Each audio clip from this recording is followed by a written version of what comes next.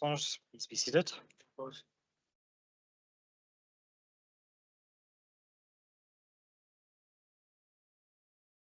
Good morning and welcome to this meeting of Perth and Kinross Council. Item 1 is welcome and apologies. So welcome to all those joining the meeting in person and online.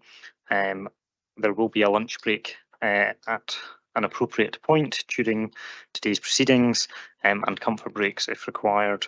And now I'll ask the clerk to confirm any apologies and take a roll call of those joining online.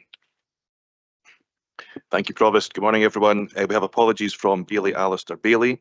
I'm not aware of any other apologies. In terms of those members who are joining online, if they can confirm that they're present. Councillor Carr.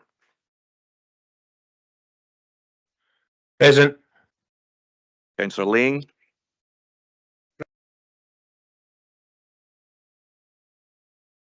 Councillor Lang. Present. Thank you. And Councillor Kogali. Present. Thanks. All other members are present in the chambers, Provost.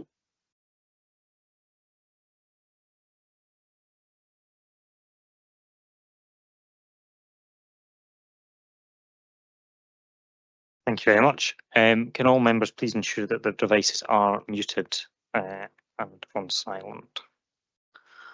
Item 2 is declarations of interest, and I would like to invite Lisa Simpson, Strategic Lead for Legal and Governance, to briefly advise members on some of today's papers. Good morning, councillors. It's in particular in relation to the ALIO paper. Now, I consistently give advice that you are not required to declare an interest simply by virtue of being a member of an ALIO board, and you do have to strike the balance between your responsibilities. This may appear, without knowing what your board's position is in terms of the paper, some of the proposals there may place you in a personal conflict in terms of your duties and responsibilities as trustees and directors of your respective ALIO boards. It is a matter for you to feel if there is a personal conflict, then you should declare an interest and not participate in the discussion on that paper. If there is no conflict between the proposals in the paper and your obligations and your duties as a trustee and member of your board, then whilst you have a connection, you do not have a declarable interest and can participate in the discussion. Thank you, Provost. Thank you, Mrs Simpson. Do any members have any declarations of interest?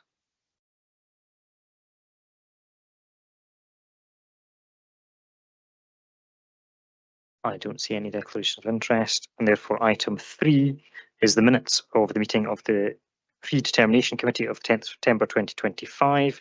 Are members happy to approve the minute? Thank you. Members, item 3.2 is the minute of the meeting of Perth and Kinross Council of the 10th September 2025. Are members happy to approve that minute? And I will come to you in a second, Councillor Smith. Okay. On which minute? Councillor Smith. Yeah, could I just make note, please, that I actually left the room. Thank you. Okay, thank you. For the Predetermination Committee, okay, we will make sure that is reflected in the minute. Thank you. Item 4 is the outstanding business statement. Are there any questions on the outstanding business statement?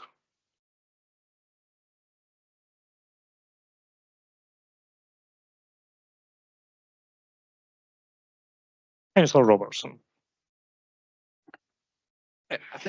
Thank you, Provost. I think the obvious question is, have we had any sort of response from Network Rail to the letter that's been sent? As with most of these letters that the leaders write, when we receive a response, that will be circulated, but we will double check that after the meeting and make sure that if there is a response already, that it will be circulated to all members. Okay, thank you. Are members happy to note the outstanding business statement and agree to remove completed actions? I have, thank you. Point of clarification from Councillor Drysdale. Thank you, Provost. Just to respond to Councillor Robertson, that no reply has yet been received, but it will be actively chased. Okay, thank you very much. Members, item 5 is the Perth and Kinross Annual Performance Report 24-25. And I'd like to invite Greg Boland, the Strategic Lead for Strategic Planning, People and Performance, to introduce the report. Thank you, Provost, and good morning, councillors. I'm pleased to present the Perth and Kinross Council Annual Performance Report for 24-25. The report before you today fulfils our statutory duty to produce and publish an annual performance report and is therefore a key component of our strategic planning and performance framework, supporting the delivery of our council vision and achievement of our outcomes. The purpose of the annual performance report is to provide an overview of our performance for 24-25 against our priorities, actions and key performance indicators as outlined in the corporate plan.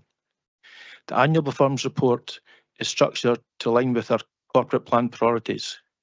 It provides elected members, officers and the public with an understanding of the performance achieved through qualitative narrative, as well as details on indicators and areas for improvement.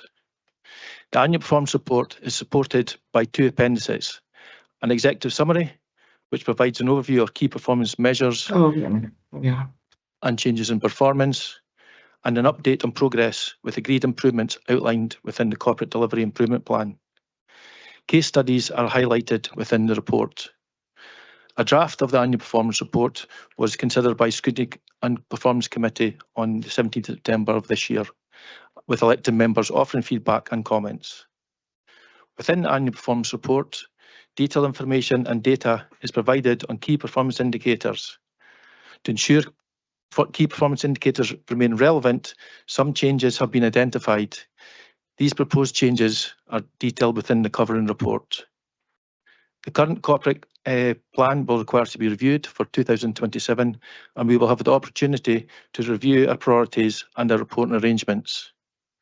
As a result, it's proposed that we continue to provide updates to the existing corporate delivery and improvement actions with any areas of focus in the following year identified within the annual performance report. Throughout the report, there are numerous examples of how our services have positively impacted individuals, businesses and communities. However, we recognise the challenges faced in 24-25 and those that lie ahead. The report outlines these challenges and the work we are doing to address them. The Council is asked today to approve the annual performance report for 24-25, agree the amendments, deletions of key performance indicators as outlined in the report, and agrees the proposed reporting arrangements for the Corporate Delivery Improvement Plan and Annual Performance Report. So in conclusion, the Annual Performance Report and its appendices provide a comprehensive overview of our performance over the last year. I look forward to your feedback on how we can continue to improve and achieve our strategic priorities. Officers throughout the Council are available to answer any questions. Thank you. Thank you very much, Mr. Boland. Do members have any questions on the performance report? First question, Councillor Peter Barrett. Thanks, Provost. And my first question is with regard to page 20 of the pack and the change to the KPI regarding the total number of homes built in rural areas. And whilst I recognise the importance and the significance of buybacks, I wouldn't want in changing this indicator to lose sight of the importance of new builds themselves. And I am slightly concerned that the focus on new builds will be diluted by this change of indicators. So I'm seeking some reassurance on that. And also, given that on page 8 of the pack for the number of new affordable homes, the figures for new affordable homes for 24-25 don't add up. It says that we built 264, but if you look at the 4 categories there, they only come to 194. So there's a difference of 70. So I'm keen that the indicators are clear and that the information presented to councillors is accurate. You know, as a council, we've got a tremendous record in terms of buybacks. As a member of the Housing and Social Wellbeing Committee, I don't have any doubts that we are always going to meet or exceed our buybacks. Whether they're targeted sufficiently in rural areas might be something that we do want to consider. But you know, for me, the really important figure is, you know, are we actually building to meet our affordable housing new build targets and increasing supply overall? Thanks. Thank you. The Chief Planning Officer and Place Strategy Manager is going to answer that. Thank you, Provost. If I just pick up on the error that Councillor Barrett has pointed out, then yes, unfortunately, we've missed off 70 new builds. It seems to be the 70 RSL. I think we were just focusing on council, so that's an error. And the 70 that has been picked up is the 70 new builds. So the figure is not 37, it should be 107. So apologies for that mistake. In terms of going to the first question around total number of houses built in the rural areas, then it's really the figures that have been given historically have always included the full picture in terms of buybacks, new builds and acquisitions, and most recently that's something that's happened in Dunkeld in terms of the 18 properties. So it's not about watering down new builds. That's absolutely very, very important, and we can see that through documents such as the Strategic Housing Investment Programme as well. So it's simply to give that full picture in terms of that delivery and what we can deliver in rural areas. Thank you. Thank you very much. Next question, Councillor Braun. Thanks, Provost. My question relates to page 14 of the report to do with EV chargers, and obviously we want people to switch to electric cars as quickly as you possibly can. And the two problems always, or the two main problems, of course, are price and range anxiety. Prices are falling as we expect them to do as more and more people buy them, but range anxiety is a problem now. I see that we haven't quite met the target for installing EV chargers, so my question really comes down to, and it's all to do with range anxiety, are we keeping on top of this to get more installed, and not just at new sites, but as the volume of cars that increases, more chargers at existing sites. And secondly, another problem often you find is that someone driving an electric car turns up at a charging point only to find it not working. And I wonder whether we should keep a record of how quick repairs are made within charging units within Perth and Kinross. Thank you.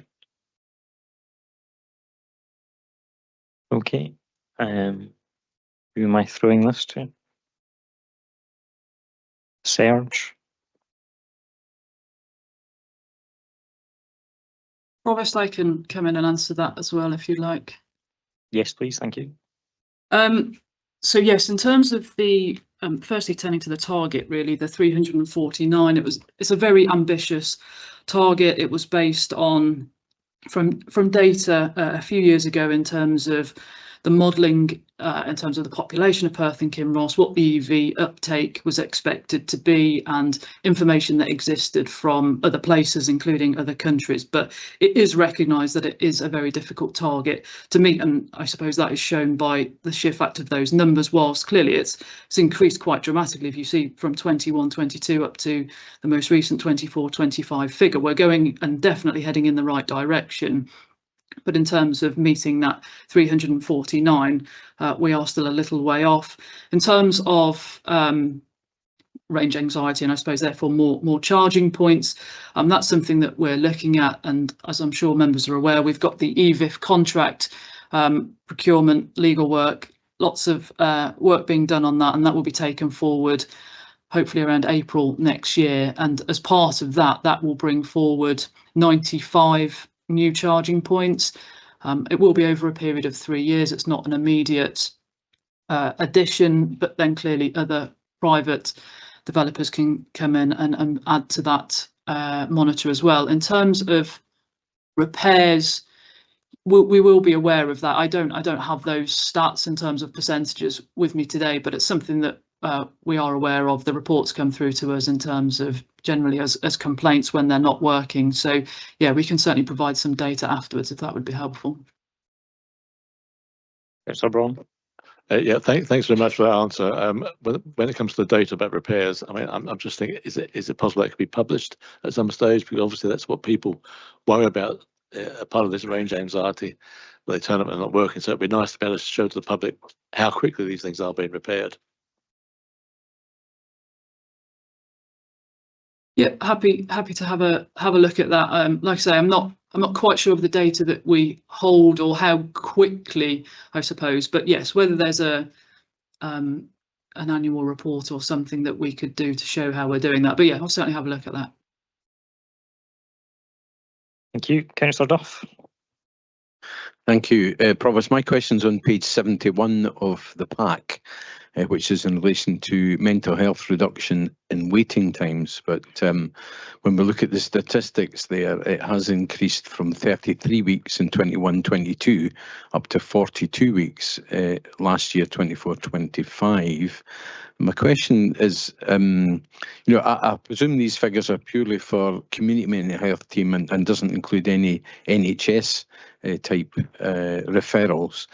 But it does talk there about this decline in performance, if you like, despite increasing levels of referrals being rejected and waitlisted. Now, I'm not sure what the difference is between the figures we're looking at and any referrals that have been waitlisted. So perhaps somebody could explain to me how many referrals are we, or what percentage of referrals are we rejecting, and what is waitlisted? What does that mean? Thank you.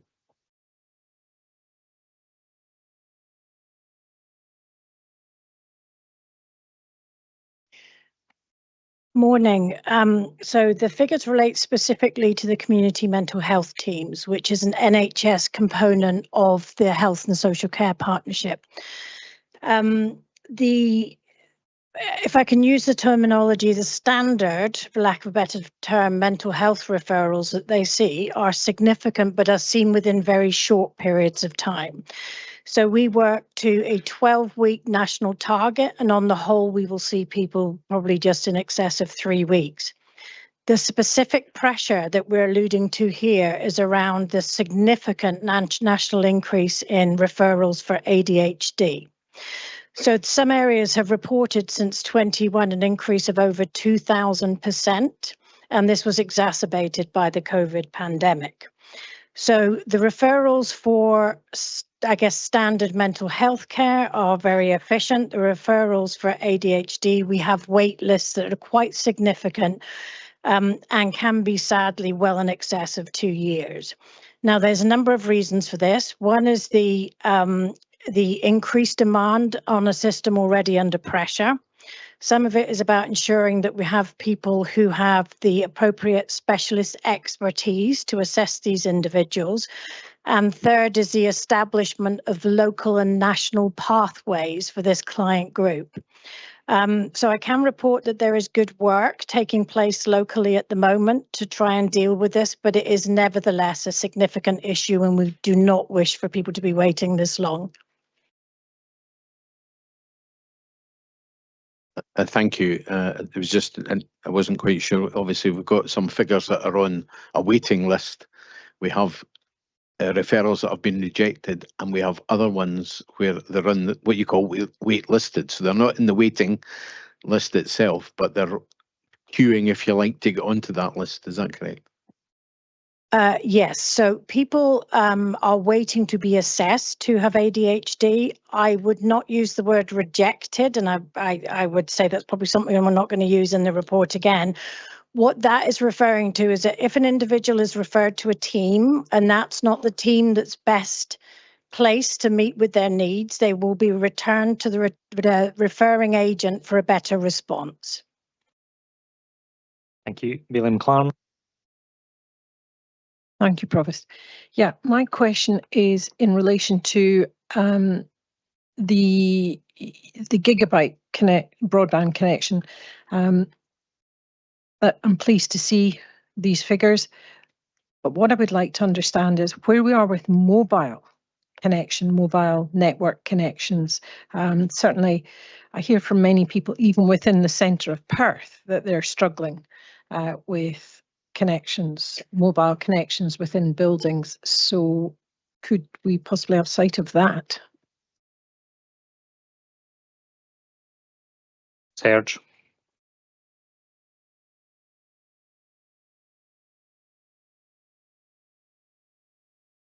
Good morning, and thank you for your question, Billy McLaren. Yes, you're right. I think there are two different things in terms of the fixed network in the ground and the mobile element. There are different initiatives in terms of the mobile coverage, and that's really down to obviously the mobile operators.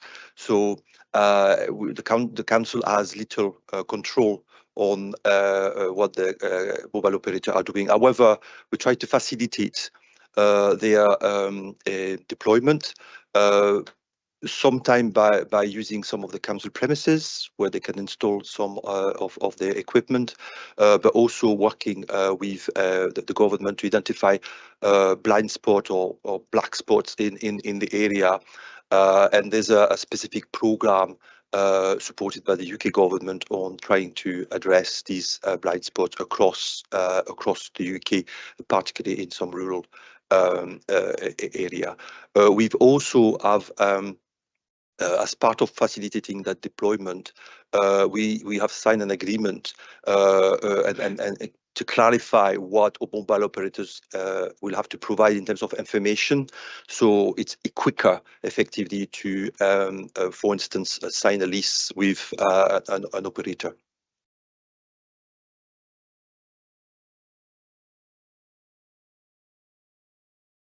Okay, thank you.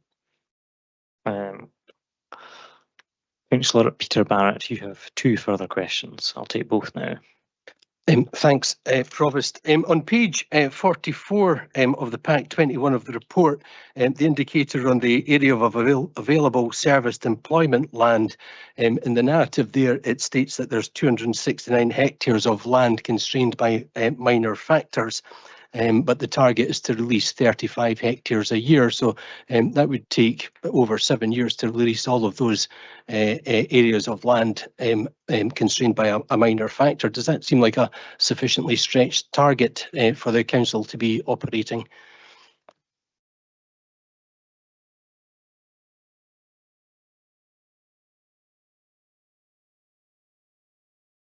Nicola is going to pick this up. Thank you, Provost. In terms of the indicator itself, obviously it's something that we only have an influence over in terms of, you know, the vast majority of that land.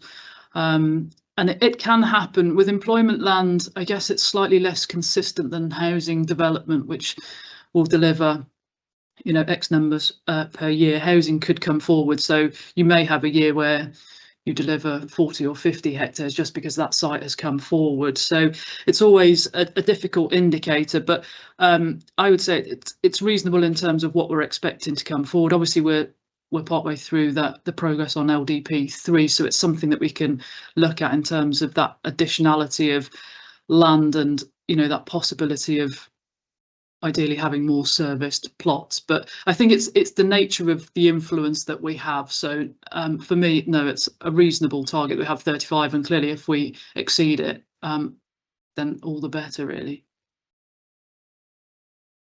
And you had another question? I'm happy to wait till the end for that, Provost. It's easier from our okay. If you take it. With regard to another change to the KPIs, the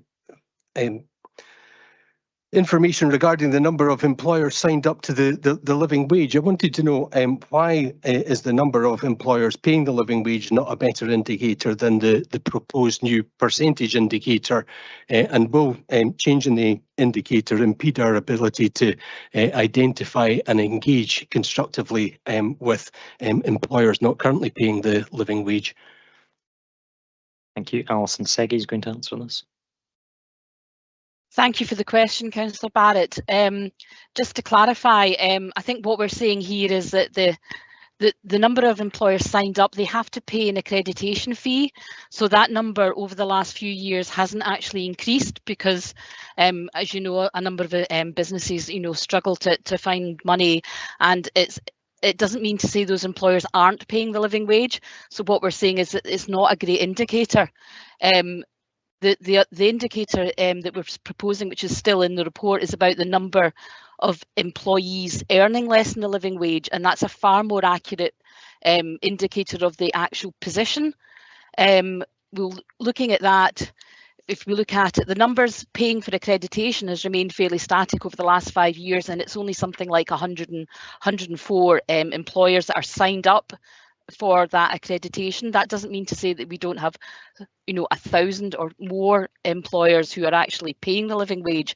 And as we've said, that the stats in terms of employees earning less than the living wage has reduced significantly from 24.3% in 2020 against a Scottish average of 15.1%. We were very high, and that was why we were wanting to reduce it, to an estimated figure in 2025, and these are updated figures from what was in the report. I just checked them yesterday.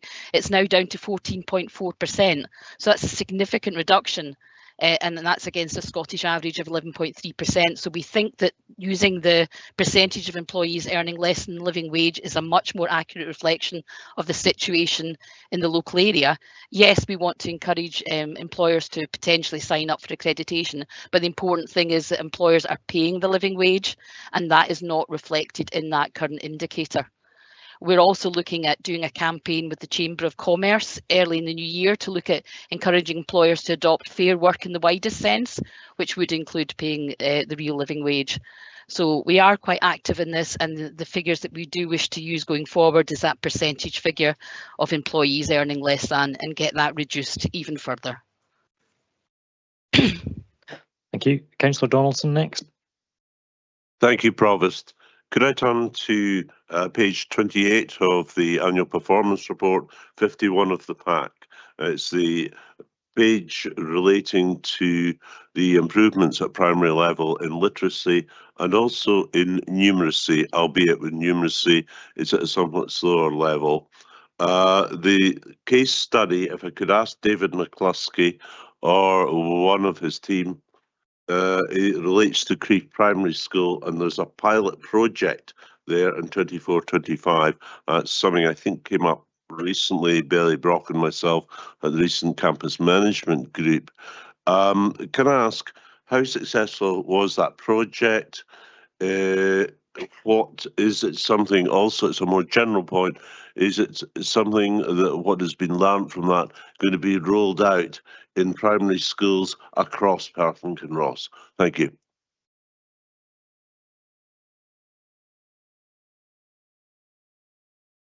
So the short answer is that yes, it was a successful project, and it is something we're going to roll out to all primary schools. I think there's no substitute for effective universal learning and teaching that's of a high quality, and that's the first thing to say. But what we notice as we operate in a changing world is the needs of young people that we meet in front of us change over time as well. So with a well-established path with writing and the skill of writing, where we engaged with the Scottish Government, Education Scotland, other local authorities to look at a targeted data-driven approach for those gaps in terms of writing skills. Another one where there were gaps, another area of gaps, and particularly gaps related to poverty, was round about numeracy. So it seemed appropriate that we looked at something very similar from the point of view of numeracy. So that piece of work that we did at Crieff Primary School has been rolled out to a number of primary schools this session. Top of my head, I can't remember exactly how many have adopted it, but part of the education improvement plan is that will be part of the process, if you like, in all of our primary schools in terms of teaching of numeracy moving ahead. Thank you very much. My apologies for not contacting you beforehand to, just to make you aware of the question. Clearly, this also, I would be right in saying, aligns as well with what we're doing in Crieff in terms of fairer futures for all and coordination of services and the poverty, the child poverty levels that do exist, especially in South Crieff. Yeah. Yeah, absolutely would confirm that in South Crieff and indeed in other localities. We're working together with colleagues across the council to address these challenges. So completely. Thank you. Councillor Smith next, please. Thank you very much, Provost. I would like to ask a question, please, on page 37 of the report. A dedicated housing condition team was established to tackle condensation, mould and damp. Now, obviously the mould situation has been in the press quite a bit with, unfortunately, a young lad losing his life down south. I'd like to know, please, if they have found any significant problems in our housing stock, which is in many cases ageing. And is there any way you can update me on this, please? Thank you. June McCall. Hello there, can you hear me? Good morning. Yes, we can, thank you. Yes, in terms of Awad's law, the Scottish Housing Regulator has also introduced new indicators for the reporting year 25-26. So we have already set up a specific work streams for damp and condensation and a dashboard. So since the 1st of April, 139 tenancies have been escalated to our housing condition team, and I can advise that 64 of those resulted in advice only being given. 13 were structural issues that have been surveyed and passed on for additional works, including some major capital works, and 62 were found to be just condensation only. We have reviewed our policy and procedure in relation to how we manage condensation, damp and mould within our properties. Our inspection team and the members of the housing condition team have all undertaken formal nationally recognised damp and condensation assessors training, and we have been benchmarking with other authorities. As I say, we've got our dashboard. We've also got continue to roll out the programme of environmental sensors within our tenancies. We've got 806 tenancies that now have environmental sensors installed, and we're acting on the data that they provide to us. Thank you very much for that reply. Thank you. Thank you. I've got Councillor Liz Barrett with 2 questions next, please. Thank you, Provost. My first question is on page 100, the timescale for the Strategic Energy Partnership, which is a key part of our local heat and energy efficiency strategy. It says in here that we're expecting it to be announced by March 2026, and I just wanted to check that that is still what we're expecting, because I thought the contract was due to be awarded a bit later than that. Thank you. Serge Maroon.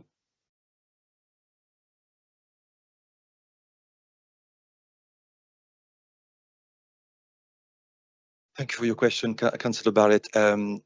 We are working in relation to the procurement for the Strategic Energy Partnership, at the moment. It is a quite complex procurement process because we'll be following a dialogue, methodology. So the date of March is quite ambitious. I think we're talking much more the summer of 26. And my second question is more general. The report does emphasise that in going through the document, we have to bear in mind the current operating environment and whether we control, influence or are informed by the data. And I do appreciate that the Council's ability to meet the targets is hit by the real cuts to local authority funding over the last 10 years. But I just wondered, what is the impact on our ability to meet targets of the delay by the Scottish Government in providing clarity on promised funding, as in the flood risk management schemes for cycle 22 to 28, which we still don't know about the funding for those.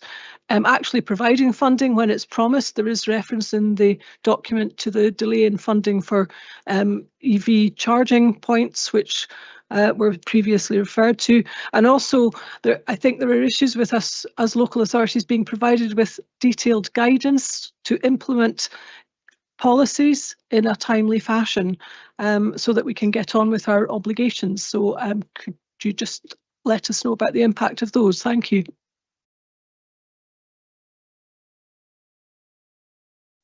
Greg.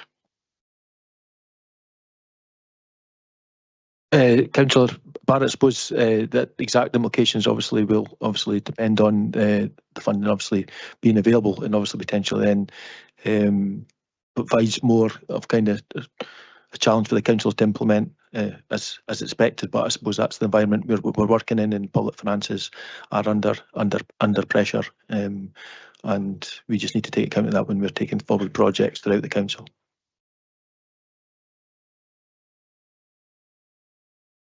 So we don't really know what we're working with a lot of the time.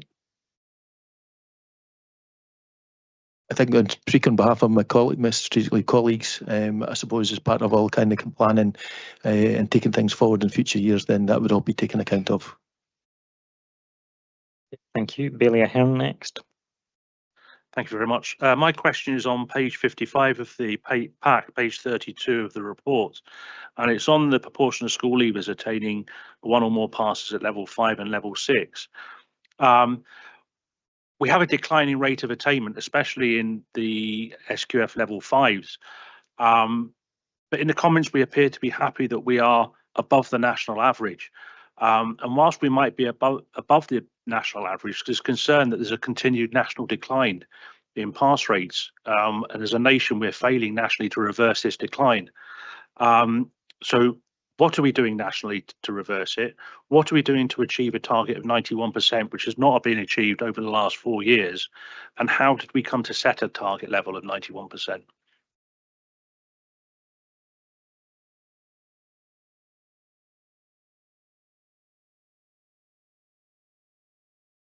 So a number of questions there probably within the one. I'll probably start off with the target of 91% and why we set that as a target. We think it's really important, and indeed Education Scotland charges to set targets in a very ambitious way. We call them stretch targets. So they're based upon the prior performance of us as a local authority, where our virtual comparators are across Scotland, the cohorts of young people that we know that are coming through, and the added value that we want to give. But we're really clear that we want to set targets where, you know, they're going to be ambitious for us. And while the movements here are 1%, 2% year on year, they're not big movements. They do represent a significant number of young people at any given time. So I think that's the first thing about the targets. I think that the second part is probably around about, you know, we appear happy to be outperforming national average. And I would say very clearly here and publicly, you know, we're not happy with just to outperform national average. I think that statement is really just one there in terms of context. You know, I'm really clear that we want to be performing as a top local authority in terms of the number of level 5 passes that we have. And indeed that 2% drop from the previous session was a disappointment for us, particularly because, you know, we'd had achieved 90% in the previous session. As we look to alter our curriculum, and it's probably a bigger answer here, we look to create more opportunities for young people to achieve both level 5 and level 6 attainment before they leave school. And we'll explore that more at Learning and Families Committee as we move ahead. And I think the final part I would say is that although that headline figure for passes has remained relatively stable, we've made really good progress in terms of the poverty-related attainment gap for level 5 passes. And, you know, we're pleased to celebrate that as part of our successful journey towards excellence across the board. But yes, more work to do as we move on, I think would be the summation to say, but building upon the progress that we've already made.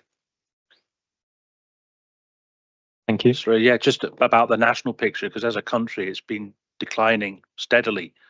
And so what is the Scottish Government, what is Education Scotland doing to try and reverse this decline? Well, obviously I'm here answering in the locus of Perth and Kinross Council, but what I would say is that I think that national, and it depends whether you're talking about national pass rates or whether you're talking about achievement of young people when they're leaving school and attainment, you know, there is a kind of modulating picture there. Well, probably it's taken us a long time to shake off the impact of the kind of changed assessment system of COVID, that probably created a bit of a bulge in attainment over a period of time. And we're now coming to a different place where we're trying to look at more settled trends. But at the moment, they really only last over the last 3 years. And possibly some would argue that that's not even the case, because the impact, you know, if we look at some other data, you can see the impact of the COVID experience in young people has had an effect as we move through. So I guess what I would say is, as ever with these things, it's a complex picture. Thank you. Councillor Braun next. Thank you, Provost. I'm looking at page 64 of the pack and page 41 of the report. This is to do with adapting homes, the percentage of new build for adaptable standards. It talks about wheelchairs, but obviously I'm assuming we're looking at adapting properties for all people who need mobility in their homes. We're looking at a percentage target of 10%. And given what we're reading in papers further in, I'm wondering, should that percentage be increased now? But if we're trying to get more and more people to stay at home allow these new properties to be adaptable, a higher percentage of what we build.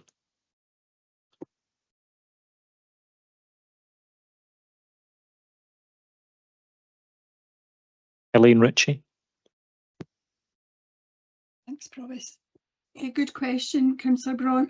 The 10% only relates to our properties being fully accessible, so that's fully wheelchair accessible. All our new built housing is built to a varied needs standard, so that takes into consideration ambulance as well. So in terms of all our ground floor housing is built to that varied needs standard, so the 10% is purely just for fully wheelchair adapted housing, and that 10% reflects the demand within Perth and Kinross at this present time, but the 10% doesn't include our varied needs standard. Thank you. Councillor Duff.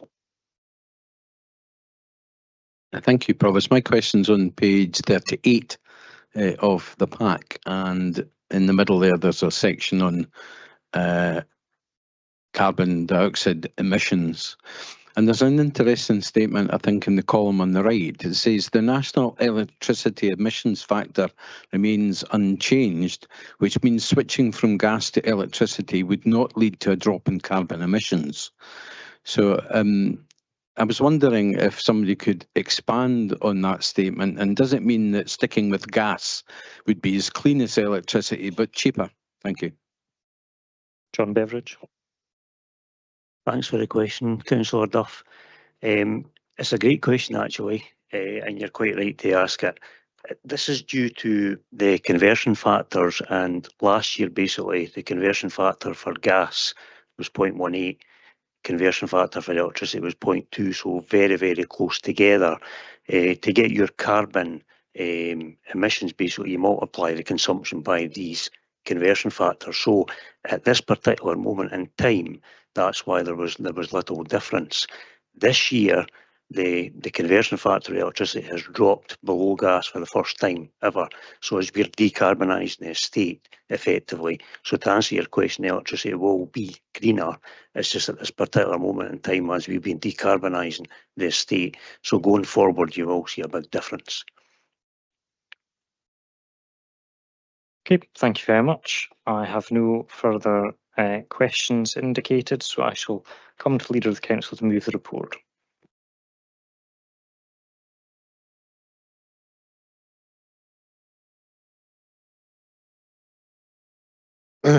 Thank you, Provost. And Provost, Bailies and Councillors, thanks for your robust questioning, and thanks for the very competent answers that have been given by a range of officers this morning.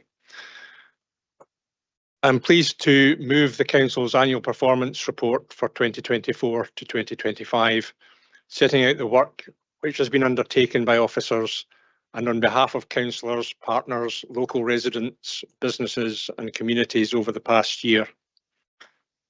The annual performance report reports on our performance against the corporate plan and provides an opportunity to reflect on the breadth of activity across the organisation in delivering the priorities that we unanimously agreed as a council in 2022. Our corporate plan focuses on the 7 priorities to deliver our ambitious vision for a Perth and Kinross where everyone can live life well, free from poverty and inequality. And once again, over the past year, council teams have continued to work together with our community planning partners and others to deliver essential services with and within our communities. Much of that work takes place behind the scenes, activity that our residents do not witness, but which they would soon notice if it didn't happen. The scale and scope of work carried out by our services across Perth and Kinross is substantial, and neither this report nor I can fully capture it all. However, I would like to highlight a few specific achievements that reflect progress across our 7 priority areas. Tackling poverty, with our local child poverty rates now 3.8% below the national average, almost double the previous gap. This progress reflects coordinated efforts, including holistic family support, strategic employment initiatives, and targeted programmes like Support and Connect and Future for Families. Tackling climate change and supporting sustainable places by supporting sustainable, greener and cleaner transport solutions, such as transferring council minibuses to community groups at the end of their council life, and providing free bus travel on the first Saturday of each month and other selected days. Developing a resilient, stronger and greener local economy by providing enhanced support for business growth and innovation, focusing on startups, rural enterprises, digital industries and inward investment. Focusing on enabling all of our children and young people to achieve their full potential by narrowing the poverty-related attainment gap with steady improvement in literacy attainment across P1, P4 and P7. Protecting and caring for our most vulnerable people by focusing on delivering timely personalised care and housing support, including care at home, expanding care hours and the establishment of a youth housing panel to support care experienced young people. Supporting and promoting physical and mental well-being by encouraging active lifestyles through inclusive physical activity programmes and investment in green spaces. While working in partnership with communities underpins the work officers are doing across all of our priorities, this year we have expanded our multidisciplinary approach to addressing poverty and inequality through the Fairer Futures Fund. Teams were established in Rattray, South Creef and Muirton, building on existing pilots in Letham, Highland and Cooper Angus. So I'd like to take this opportunity to thank the Chief Executive and his teams across the Council for all of the work that they do on behalf of all of us in Perth and Kinross. There are still a lot of challenges ahead, and I'm sure that, like me, you will be keen to see further progress. But in looking for what needs to be better, we can't lose sight of everything that is already being achieved. Finally, in regard to wishing to see further progress, I would just like to share with colleagues that earlier this week I received a letter from the Secretary of State for Scotland, Douglas Alexander, confirming that once again the UK government has chosen not to allocate a single penny of its place-based investment funding to Perth and Kinross.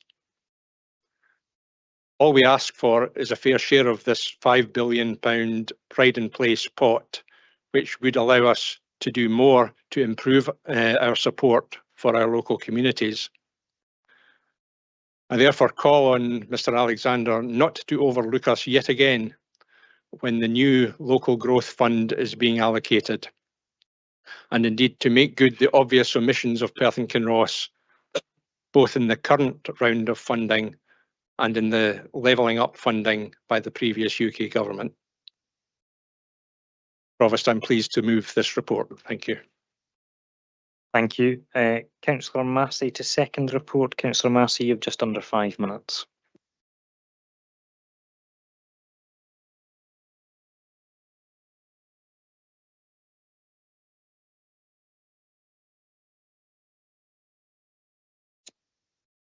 Thank you, Provost. I'm proud to stand before you today to second the annual performance report for 24-25. This is more than a set of figures. It's a story of progress, resilience and ambition. It shows how we are delivering on our vision, a Perth and Kinross where everyone can live well, free from poverty and inequality. Let me start by what matters most, our people. On tackling poverty, we have made real and measurable progress. Child poverty rates in Perth and Kinross are now 3.8% below the national average, almost double the gap from last year. Behind that number are families whose lives have changed through programmes like Families for Future and Fueled for Fun. We supported parents into work, provided digital access for children and ensured that no child goes hungry during school holidays. Our Welfare Rights Service secured 9.2 million in additional benefits for residents. One single parent in Crieff received over £6,000 in backdated benefits, money that transformed their ability to provide for their children, and through our tenancy sustainment fund, 564 tenants stayed in their homes, avoiding the trauma of eviction. On climate action, we are leading by example. We planted over 3,000 trees, upgraded 440 homes to meet energy efficiency standards, and launched the local heat and energy efficiency strategy, which is already reducing emissions and saving householders money. At the Double Dykes Gypsy Travellers site, a £6.5 million refurbishment is improving living conditions and energy efficiency for families who have long faced barriers to decent housing. Our biodiversity work expanded, managed grassland areas from 49 hectares to 121.5 hectares, reversing pollinator decline and supporting nature recovery. Volunteers in Cooper Angus planted 226 fruit trees, creating sustainable food sources and a greener space, and we invested 4.7 million in flood protection projects, making communities safer and more resilient. On economic growth, Perth and Kinross is thriving. We support 252 business startups, led Tayside and Business Gateway growth for ELS, and launched the Perth Eco Initiative Park, unlocking new opportunities for greener technology and inward investment. Now, let me highlight one of our greatest successes, youth employment. This year, we registered 140 young people with our youth employment team. Of those completed support, 94% moved into positive destinations, work training or further education. One young person from Perth previously disengaged from school told us, "This programme gave me a reason to believe I could succeed." Today, they are preparing for college, a powerful example of how early intervention can change life. We also supported 618 adults to achieve learning outcomes, awarded 92,000 through the Adult Learning in the Community Fund, and launched employability drop-ins in Letham and Crieff, bringing services closer to those who needed them most. On education, we are closing the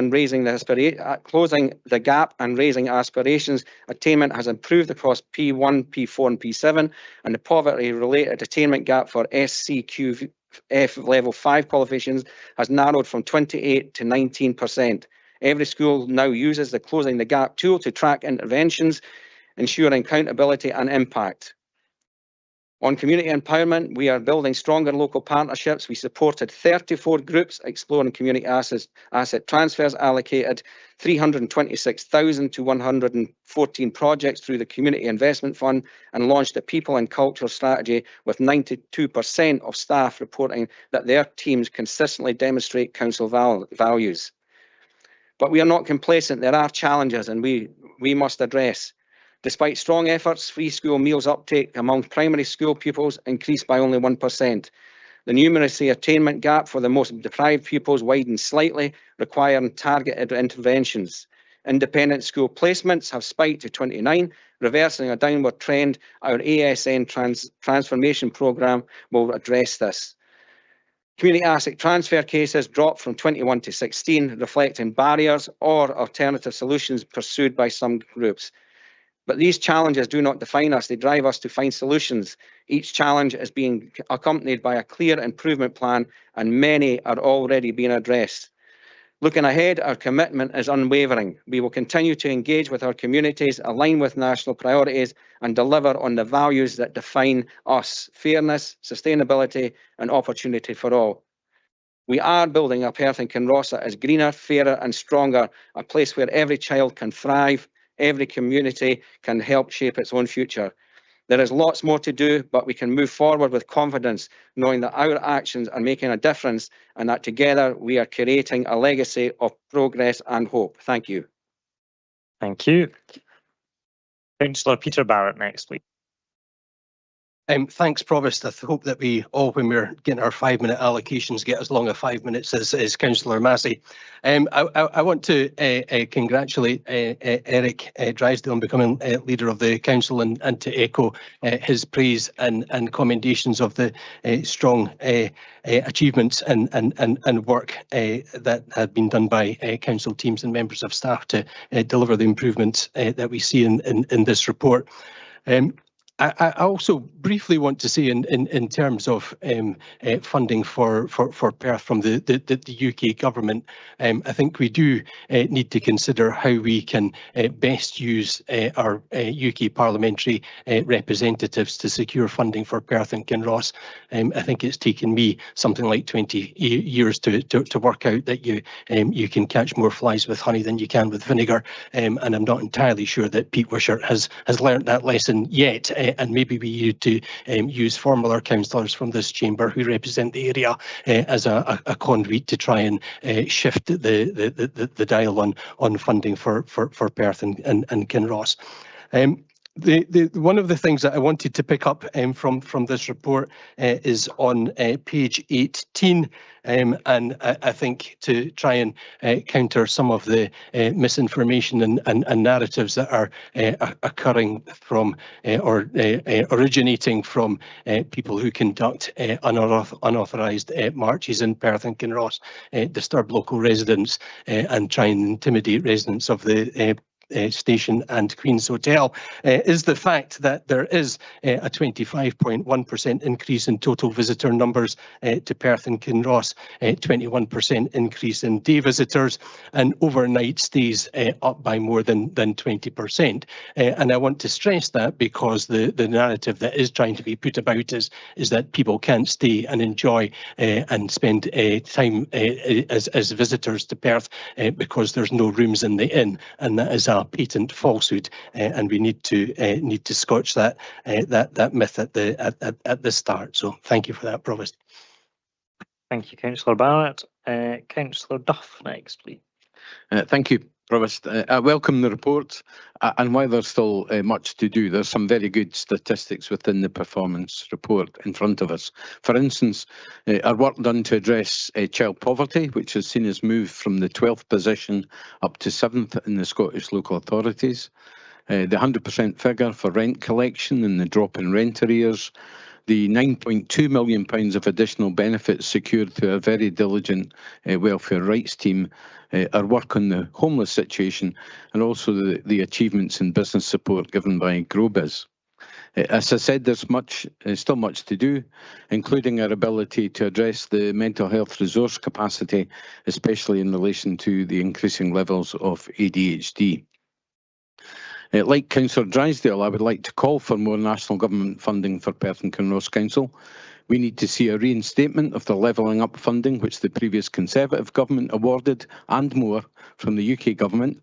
But we also need to point out that Perth and Kinross receives the 4th lowest council settlement in the mainland Scotland, and that is a situation which needs to be addressed by the Scottish government, and I hope that the leader will press the First Minister on this matter. Can I finish by thanking Mr Boland and his team for the excellent work done to pull the work on the annual performance report together and to bring it to us today. Thank you. Thank you, Councillor Duff. Councillor Mayor next, please. Thank you, Provost. I'd like to make a comment on page 5 of the report, page 28 in the pack, which relates to all of those who have been involved in putting together this report in the first place. But under the section maximising income from benefit entitlement and concessions for households experiencing or at risk of poverty, we see how valuable our welfare rights team and the Welfare Funds team have been in this. It's very good news for Perth and Kinross to see that in October of 2024, these teams were nationally recognised by the Institute of Revenue's Rating and Valuation for the Excellence in Social Inclusion Performance Award for Scotland. This award recognises the creative and innovative ways in which these PKC teams have reached out to residents, reducing barriers and increasing awareness. And I'm particularly pleased to see how this has worked in the Gypsy traveller communities in my own ward of Perth City North and in Kinross.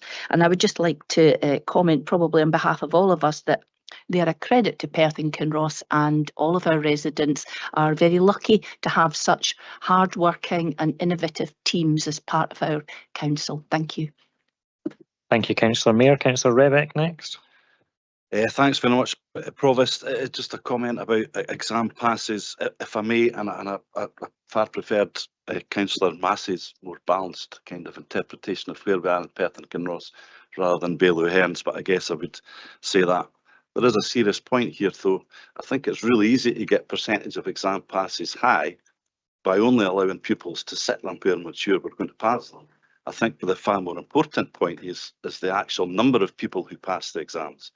And they are all up. I think they're mostly up. Anyway, certainly at level 5 they're up.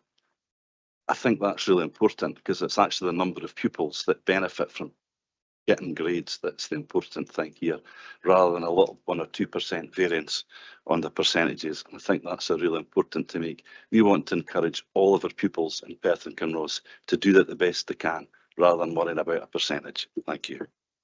Thank you, Councillor Reddick. Councillor McEwen next, please. Thank you, Provost. I think the advantage of coming further down the comments list is most of your comments have already been made. But I will repeat some of them because I think they can't tire in commenting positively about our welfare rights team or the Citizens Advice Bureau and the third sector who work very closely with us. Without their input, there are a lot more people, families and children in Perth and Kinross would be in a much worse off position without their input and support to get into and receive the benefits and support that they need. Seeing our centralised arrears team working closely with tenants at an early point to prevent their arrears, prevent the risk to their tenancy, preventing homelessness, that is all something that is very positive within this.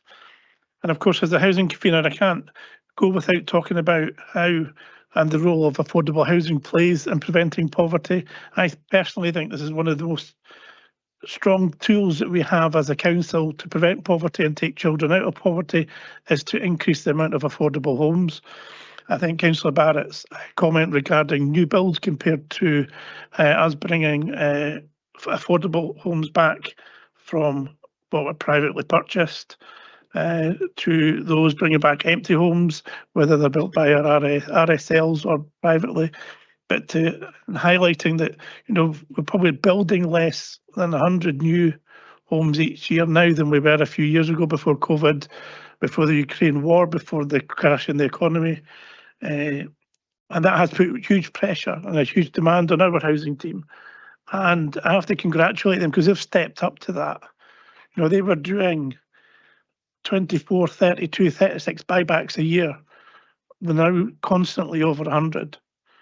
We already have 109 delivered in this financial year, and there's significant progress on others. We have 122 houses currently on site for build, and it doesn't take much of a mathematician to know that this goes above the 210 target that we have each year for more affordable homes for people. The Council offers extensive support through the Tenancy Sustainment Fund, financial inclusion projects, welfare rights and debt advice, digital inclusion initiatives, and these all play a part in supporting people in their homes and preventing homelessness. BKC has made strategic investment in rural housing, funding housing needs surveys that were mentioned in questioning, and unlocking capital funding for these builds. We have the 20 new homes that will appear in Dunkeld from the National Trust for Scotland purchases. That will double the amount of affordable homes in that area of Perth and Kinross. And with a local lettings policy, will unlock the availability of those tenancies for locals who have jobs and live in the area historically. Our homelessness has stabilised. It still has gone up slightly less than 1%, but compared to national averages, that's a lot better. But it's still not good enough. But I have full confidence in the housing team that to support these tenants, to prevent homelessness, and to take every opportunity we can, whether it's new build or whether it's buyback or whether it's bringing empty homes back into use to get the numbers up, to increase what we have. We had the Homeless Network Scotland conference in Perth the last couple of days, and it was a pleasure to hear our strategic lead at that event directly asking the Housing Minister for more money so that she can buy more houses either off the market or from tenants and buybacks. And I think it is only that very driven and very determined approach from our officers that's given us such a good service and tackling poverty in Perth and Kinross. Thank you. Thank you, Councillor McEwen. I don't see any further questions, so members, are we happy to agree the report? Thank you. Members, we're going to move on to item 6, which is the Local Child Poverty Action Report. I'm going to hand over to the Deputy Provost to take items 6 and 7, and there will be a comfort break between items 6 and 7. So, Deputy Provost. Thank you very much, Provost. As the Provost has just said, we move to item 6 now, and I will ask Greg Boland to introduce this report. Thank you. Thank you, Deputy Provost, and good morning again, councillors. I'm pleased to introduce the Local Child Poverty Action Report for 24-25 and the Children's Scorecard for 2025. These documents reflect the collective efforts of Perth and Kinross Council, NHS Tayside, our community planning partners and many other local and community organisations in tackling child poverty. We are starting to see a positive movement in child poverty figures despite the many financial challenges experienced by our families in recent years. The latest child poverty figures are encouraging and show a 2.5% reduction in child poverty since the previous year, bringing our child poverty rate down to 19%, compared with the Scottish average of 23%. The progress made is the result of sustained collaborative cross-sector efforts, and we should acknowledge the difference this has made in tackling poverty. The Anti-Poverty Task Force and the Community Planning Partnership have played an important role in influencing and focusing our efforts to make child poverty and poverty in general a priority. The Spotlight on Innovation section of the report provides examples of collaboration between council services and other organisations. I'd like to thank council officers, partner organisations, third sector colleagues and people within the chamber who have all contributed for their ongoing efforts to tackle poverty. The Joseph Rowntree Foundation this year in the Poverty in Scotland report have recommended that anti-poverty initiatives are scaled up, that we promote fair work and expand funded childcare for low-income families. We shall be working out how best to further reduce child poverty and within our new child delivery plan, which will take us from 2026 to 2030. Council are asked to note the report today and reaffirm their commitment to the objectives set out within the Local Child Poverty Action Report. Margaret Lynch, our Poverty Officer, and other officers supporting the poverty agenda, including myself, are happy to take any questions. Thank you. Thank you very much for that introduction. We now move to questions, and the first question I can see is Councillor Allen Keith. Thank you, Vice Convener, and thanks to Greg and your team for the report. At page 121 and 4.5, it tells us that 5,155 children are living, it says, in relative poverty. 2.5% reduction in this area is welcome. Any reduction is welcome. And then at page 122 and 6.1, it says that we know that 5,155 are living in poverty. Poverty in any form is unacceptable, but can we classify the difference between relative poverty and poverty? And also, how do we measure this number? And are we confident with this figure? And that we're not letting significant numbers go under the radar? Thank you.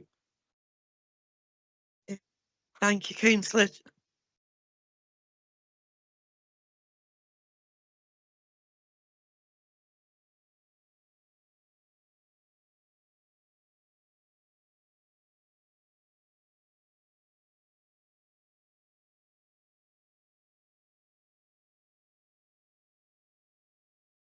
Right, we've got a green light. Sorry about that. So the question of how we define poverty and how we count the number of children who are affected by poverty comes up every year.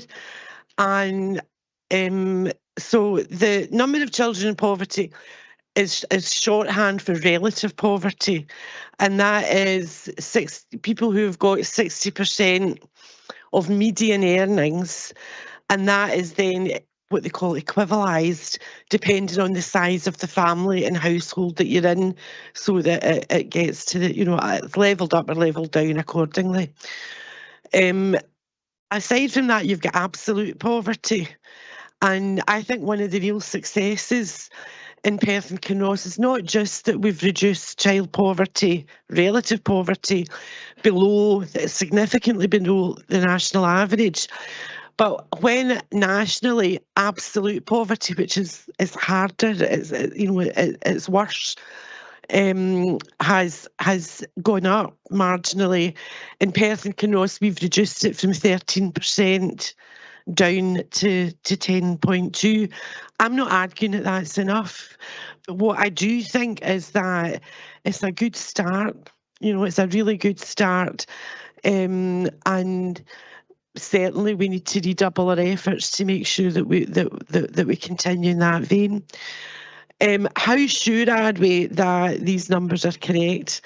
Well, the Scottish Government, and we have got, we've used this before as an appendix, has what they call a margin of certainty, which takes you from 19% to 31%.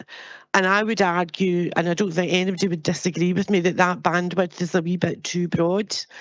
However, when you're measuring trends and you're measuring it every year and the way that you're measuring it doesn't change, you can be confident that the difference that you make from one year to the next is secure, even if that bandwidth is quite broad. So I think what we can say with a robust degree of confidence is that we have been more effective at reducing child poverty in Perth and Kinross than they have been nationally. But what we cannot say with, a huge amount, with untrammelled, if you like, certainty, is where that bandwidth, is it 24%, is it 19%? But what we do know is that a rate of reduction is secured and outstrips that of Scotland and cannot be explained alone by what has been happening at a national level. Thank you, Rog. Quick follow-on. Thank you for that answer. Very comprehensive, and regardless of what the national statistics are, can we just continue to do what you're doing and keep reducing, because it's great. Thank you. Thank you. We now move to Councillor Cuthbert. Dave. Thank you, Vice Provost. My question relates to, I'm trying to understand the figures, essentially. My understanding is it's the figures are based on income and the family income. I'm wondering whether we quantify the interventions that we make for people and say, well, that raises their income to this level to take them out of poverty, or how it actually works. So, for example, school meals, that might equate to, I don't know, £15 a week or whatever. So I'm just wondering how we actually do the calculations. Well, I think for my own personal sake, I would say, fortunately, I don't do the calculations. I report on calculations that statisticians in the Scottish Government are doing. So the difference in those figures will in part be because of things like school meals, the benefit maximisation work that's been done by colleagues in welfare rights. It'll have also, I think, a big impact will have been on the affordable housing provision, and the fact that we've increased, I think, by over 1,000 houses since between 2020 and 25, that supply of housing that's available. And also we've helped over 2,000 people into work. But what I cannot do, partly because we don't disaggregate within the council on the basis of did those houses go to single people or people with children, and how many, so we could do some of those calculations, but not all of them. But what we do know is that we have reduced in the last year by 500 the number of children who are living in a household where that household income falls below 60% of median weekly earnings, which is where that relative poverty line is drawn. Thank you.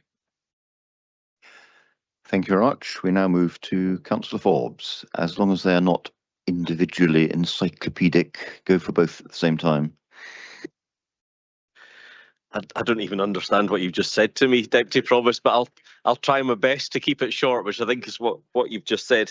I'm interested in the part of page 121 which says 2,042 people have progressed into employment. And my first question on that is, do we measure how many people stay in employment for a specific length of time?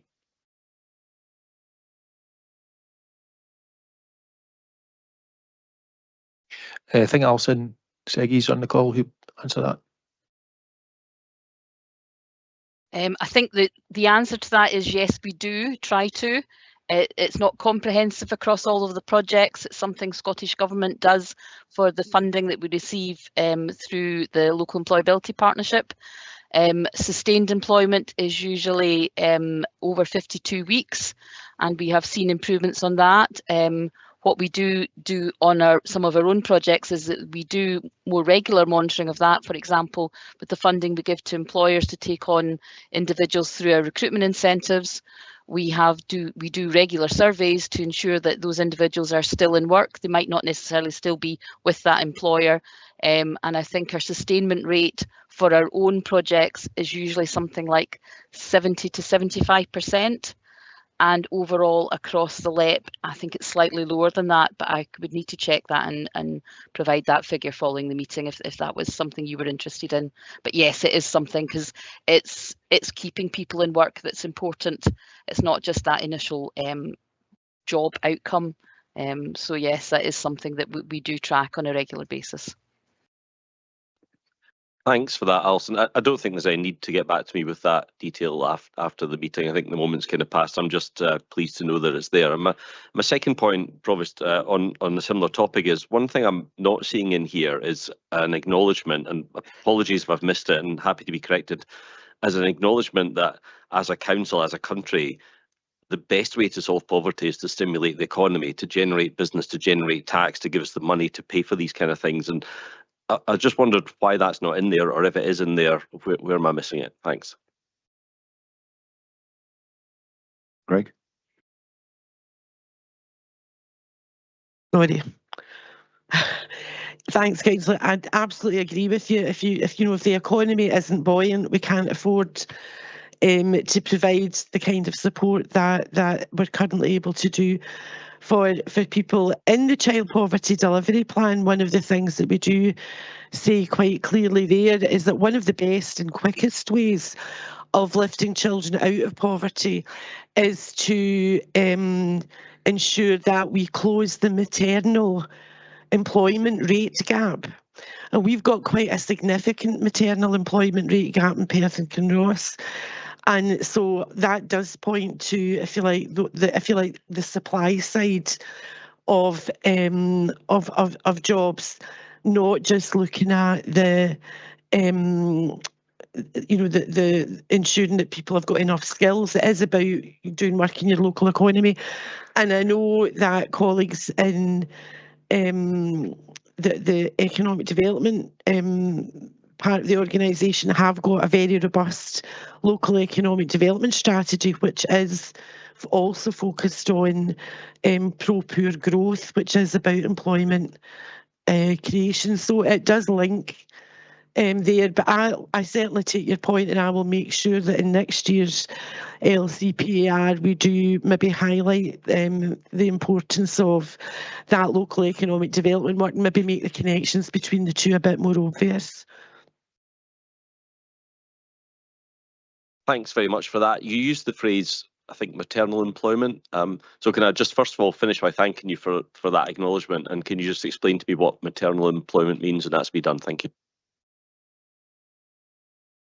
Yes, thank you, Councillor. So the Nordic countries managed to lift, to reduce the child poverty rate from about 30% to about 3%.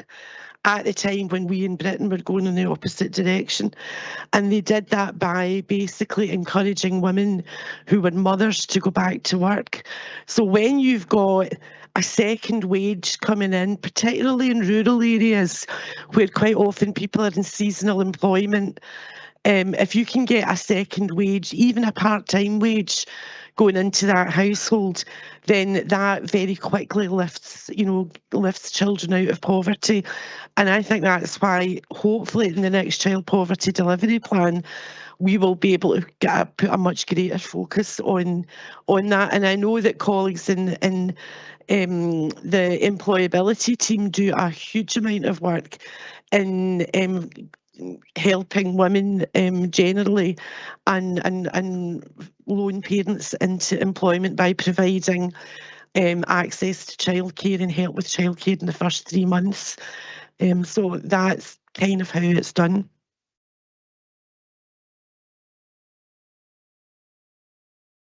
Thank you very much for that. I think Greg Boland wants to come in quickly, followed by Serge Moran. Thank you. Yeah, Councillor Forbes, just to say that economic wellbeing plan is obviously fundamental. I suppose as taking on this responsibility for poverty is about how we make those connections. And on page 130 within the report, you will see kind of reference to that and how we bring all these strategies together. And I'm just going to hand over to Serge, who's going to just come in and say a bit more on that. Thanks.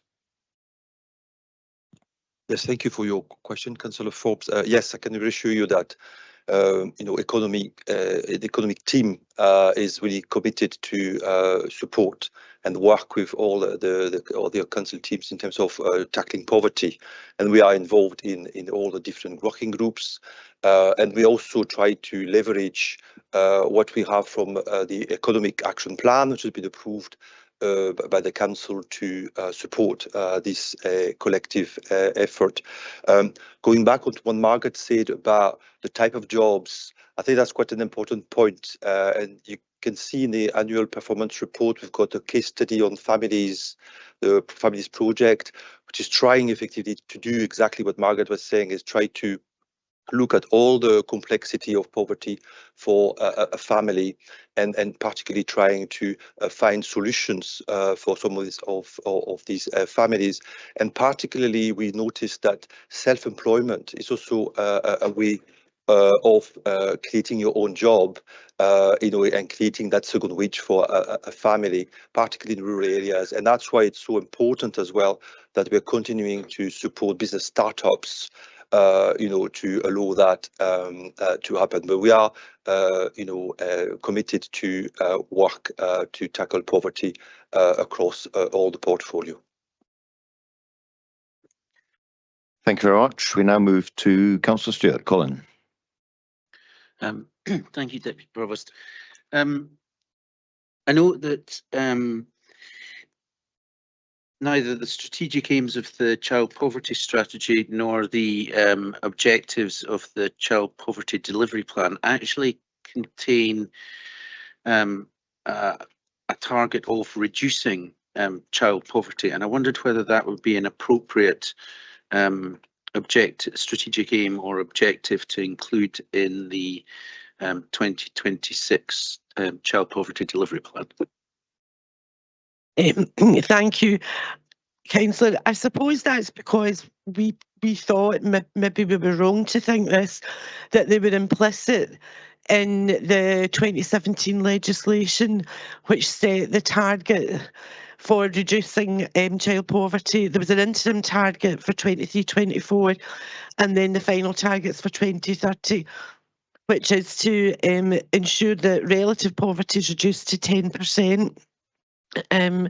But we could certainly, and I mean, it is the child poverty targets are mentioned in all of our reports, but we could certainly ensure that we build it into the actual strategy itself, if that would make it clearer for people. Thank you. We now move to Councillor McKeown. Tom. Thank you, Deputy Provost.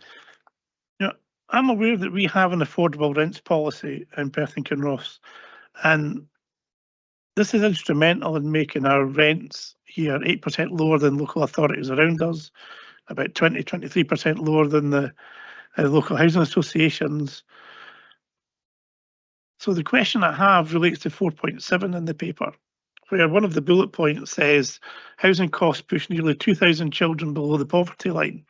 So when our own council rents are so low, what is driving this pressure to put 2,000 children below the poverty line due to housing costs? Yeah, what is driving that is the increase in private sector rents, the rents that are paid in the private sector.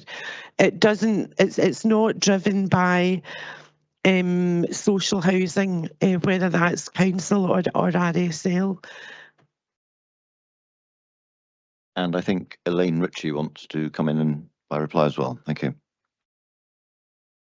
Yeah, thank you, Deputy Provost. Just to echo what Margaret's just said there, that's purely based on private sector. It's not a comparison with social rented rents. And just to give assurance, we do a lot of work to keep our rents affordable in terms of, as it's already been spoke about, in terms of our affordable housing supply programmes, our tenant sustainment funds, and working in partnership with welfare rights regarding discretionary housing payments. So that figure purely relates to private sector rents. Thank you. We now move to Councillor Duff. John. Thank you, Deputy Provost. My question's on page 133 of the pack, and it's in relation to childcare. And under the photograph there, we see that we've provided 3,229 childcare places across public and third sector, and 300 Strong Start 2 places, which have also been funded. I just wondered if we have any idea of what the gap is between available childcare places and the demand. Obviously, we've talked a lot about the poverty and the impact that employment would have. And I think that a lack of childcare places is sometimes a barrier to maternal unemployed mothers getting into employment. I just wondered if we are aware of what the gap is between available and demand and what we're trying to do to resolve that. Perhaps David McCluskey can come in on this one. Thank you.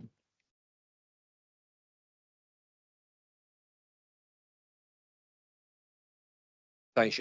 We are aware that you know that recruitment of childminders is something that the team have been working really hard on over time to ensure that we have a kind of flexible workforce there to meet that kind of childcare need. Simultaneously to that, we're also aware that in some of our childcare provisions that we offer, where we offer beyond the school term, so 45 and 50 week provisions, we're not seeing the amount of uptake for those additional non-school weeks that we would perhaps have expected and we're actually able to cope with in terms of provision. So there's a bit for us to do in terms of that childcare offer to actually map out further the offer that we have is fully meeting the need that's out there. So I think it is an area for, well, I know it's an area for development in terms of our education improvement plan moving ahead over this year, Councillor. Thank you, David. In relation to the gap, do we know, how we are? I mean, is it, dozens, hundreds of childcare places that we're short of in Perth and Kinross? Thank you. Well, I wouldn't say we were short of childcare places. What I would say is we've got capacity for childcare right across our childcare estate in terms of partner providers and our own childcare provision. I would say there's something about that provision that we offer beyond school term where we're over capacity, to be quite frank. I think there is that kind of childcare that childminders can provide, which is really helpful. And we know that whenever we do recruit new childminders, they're able to gain business quite quickly. So we think that that's an area for further expansion for us. Thank you. Thank you very much. We now go back to Councillor Forbes. Angus. Thanks, Deputy Provost. Can I draw your attention to pages 122 and 123, and interested in the phrase in 5.3 that the work will be subject to independent scrutiny by the Anti-Poverty Task Force, and then in 6.3 on the next page it says the Poverty Board will provide scrutiny. I'm just wondering, what's the difference between the poverty board and the anti-poverty task force? Do we need both of them? And a quick summary of what each of them does would be great. Thanks. Yeah, thanks, Councillor Forbes. When I took up post, I created the poverty board. That really is kind of senior council officers across the council, basically trying just to join up all the work we're doing, like the economic development plan and the various things we're doing. So we've got a representation across the council. So really, it's about council officers pulling on the same direction and pushing this together. Obviously, the anti-poverty task force is obviously chaired by Shahina Din, who's the chief exec of PCAFs.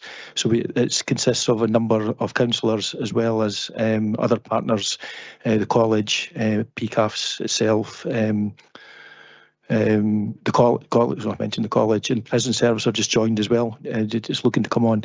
So basically, that's kind of multi agency, police and fire obviously there as well.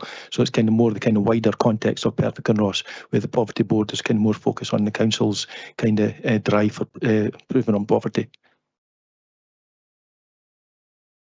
So who has the ultimate authority over this? Who would look at this and provide scrutiny and say this is right, this is wrong? Which one's more senior? I suppose the anti-poverty task force has councillors and senior officers through the different partner agencies. So I'd probably say it's the anti-poverty task force, which obviously they approved the poverty strategy for Perth and Kinross last year, which was endorsed by council as well. Thank you very much. And for the last question, we move to Councillor McCall. Sheila. Thank you, Deputy Provost, and thank you for the report. My question is on page 164 of the pack and page 38 of the report, or it's around gender pay gap. I was encouraged to hear that work has been done to try and encourage women into work, but as we are all probably very well aware, many households where there are children in poverty are single parent households, with primarily the women being the primary carers. And so the fact that the gender pay gap has remained relatively stable, or I might say stubbornly high, at 12.6%, I'm wondering what action, if anything, we can take going forward to try and address that and tackle that particular issue and try and improve the gender pay gap so that more women can be encouraged into work and have the additional benefit of hopefully reducing child poverty in those households. Thank you. Greg. Sorry. Yeah, thanks, Councillor. I think that, I mean, it's been one of the disappointments of the last few years that the gender pay gap has remained static in Perth and Kinross when it's narrowed, you know, for Scotland as a whole. Some of that will be about the structure of our local economy, you know, but certainly, I mean, I would love to stand here and say to you that I've got the answer to that, but I would be telling you lies. But I think what we are going to do is we're going out to consultation on what the next child poverty delivery plan is going to look like. And that is one of the burning questions that has to be on the agenda. And frankly, people who are cleverer than me and know more about how the economy works and more about some of the challenges that single parents face, and not just getting access to jobs, but getting access to jobs that pay above, you know, above poverty wages, is definitely something that we do need to turn our attention to. And I think the measure of how successful we are at that really is in the content of what we put before you next year. And if you're sitting there next year and you don't see you know, like recommendations for action that touch on closing the maternal pay, the maternal employment rate gap and closing the gender pay gap, then in your shoes, I think, you know, I wouldn't be very happy. Thank you. I feel encouraged.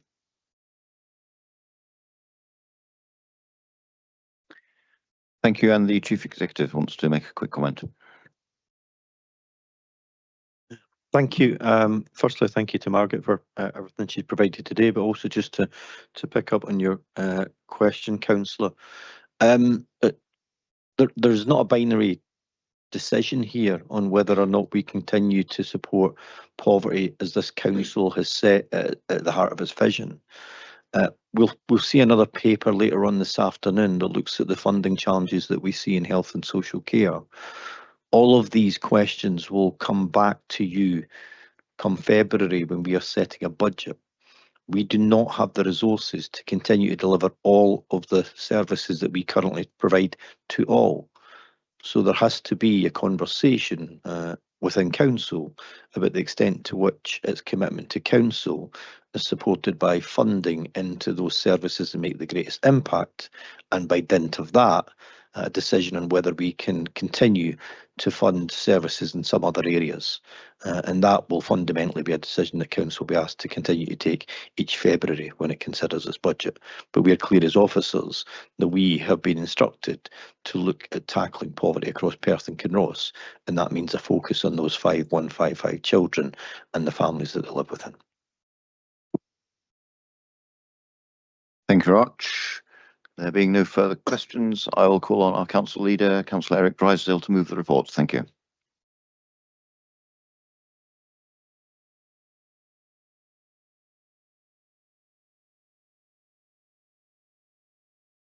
Thank you, Deputy Provost, and thank you to the Chief Executive for his comments here, and thank you to Margaret for answering all the questions so ably this morning.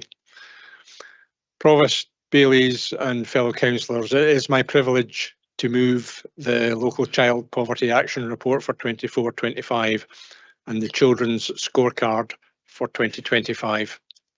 These documents reflect our commitment to tackling child poverty across Perth and Kinross.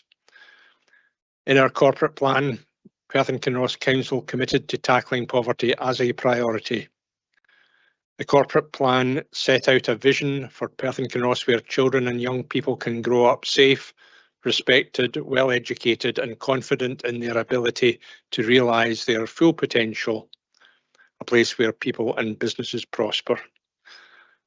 This year, we have seen encouraging progress.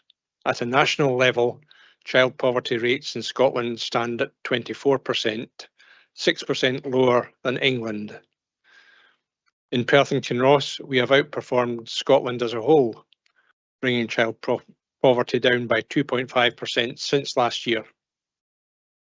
Since 2017, child poverty rates in Perth and Kinross are generally 2% lower than those for Scotland as a whole, but in the last 2 years that gap has now widened to 3.8%, and we have risen from 12th to 7th place amongst local authorities in Scotland for the lowest percentage of children in poverty. Whilst this is a significant achievement, we need to be aware that 5,155, roughly 1 in 5 children, remain in poverty in Perth and Kinross, and that statistic alone tells us that this is no time for complacency.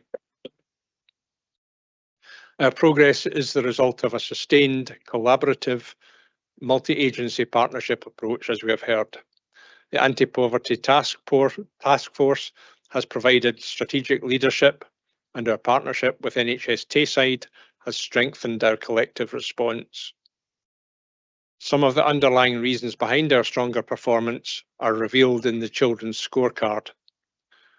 For example, our affordable rents policy, which ensures that 87% of council tenants pay no more than 30% of their income, excluding benefits, on rent. And the increase in the supply of council housing, up by 771 units since 2018. 2,042 previously unemployed people have progressed into employment as a result of their participation in one of our council-funded or operated employability schemes. Crisis support for families has been important in establishing 1,413 households to avoid homelessness and sustain tenancies through our Tenancy Sustainment Fund, and another 1,400 households received emergency help from our Financial Insecurity Fund. We supported 1,895 families to apply for and access their tax-free childcare account, which links to other benefits, including tax credits for childcare, universal credit, childcare vouchers and Best Start grants. This helped many to access childcare to support employment. And all of this is good news, and we are rightly proud of the efforts of our services and those of our partner organisations. So let us continue to build on this momentum, and together we can ensure that every child in Perth and Kinross has the opportunity to thrive regardless of their background. I'm pleased to move this report. Thank you.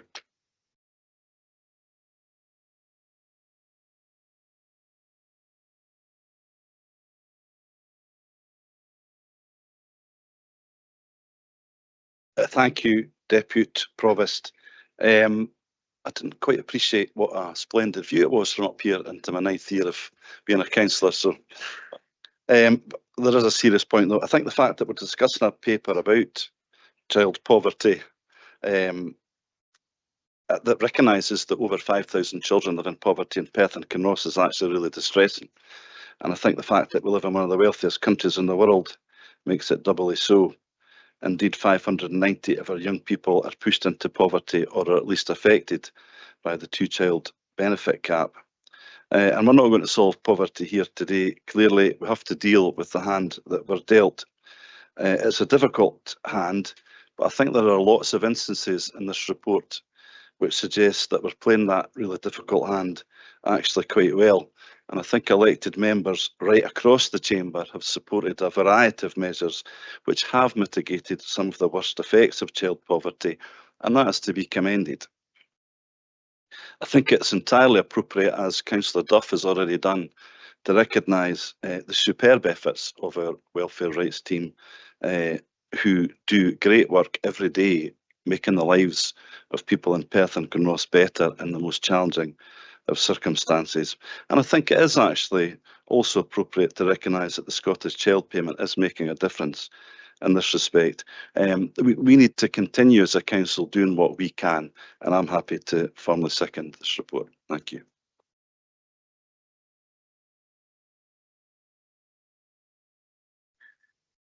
Thank you very much. And for comment, we move first to Councillor Barrett Peter.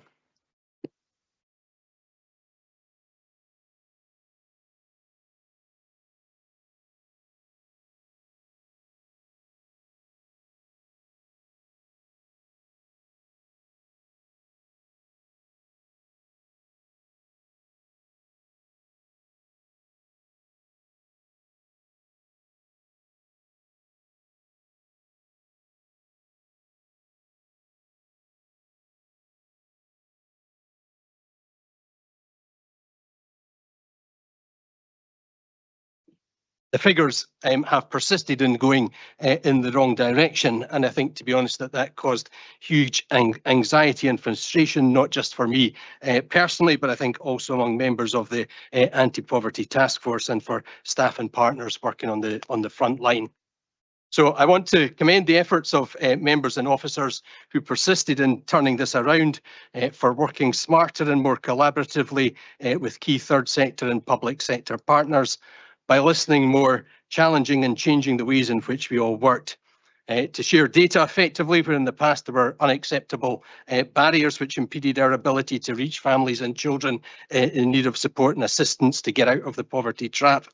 Now we have really good examples of working with partners which deliver sustainable, longer lasting supports and not simple sticking plasters, regardless of how well intentioned they might have been.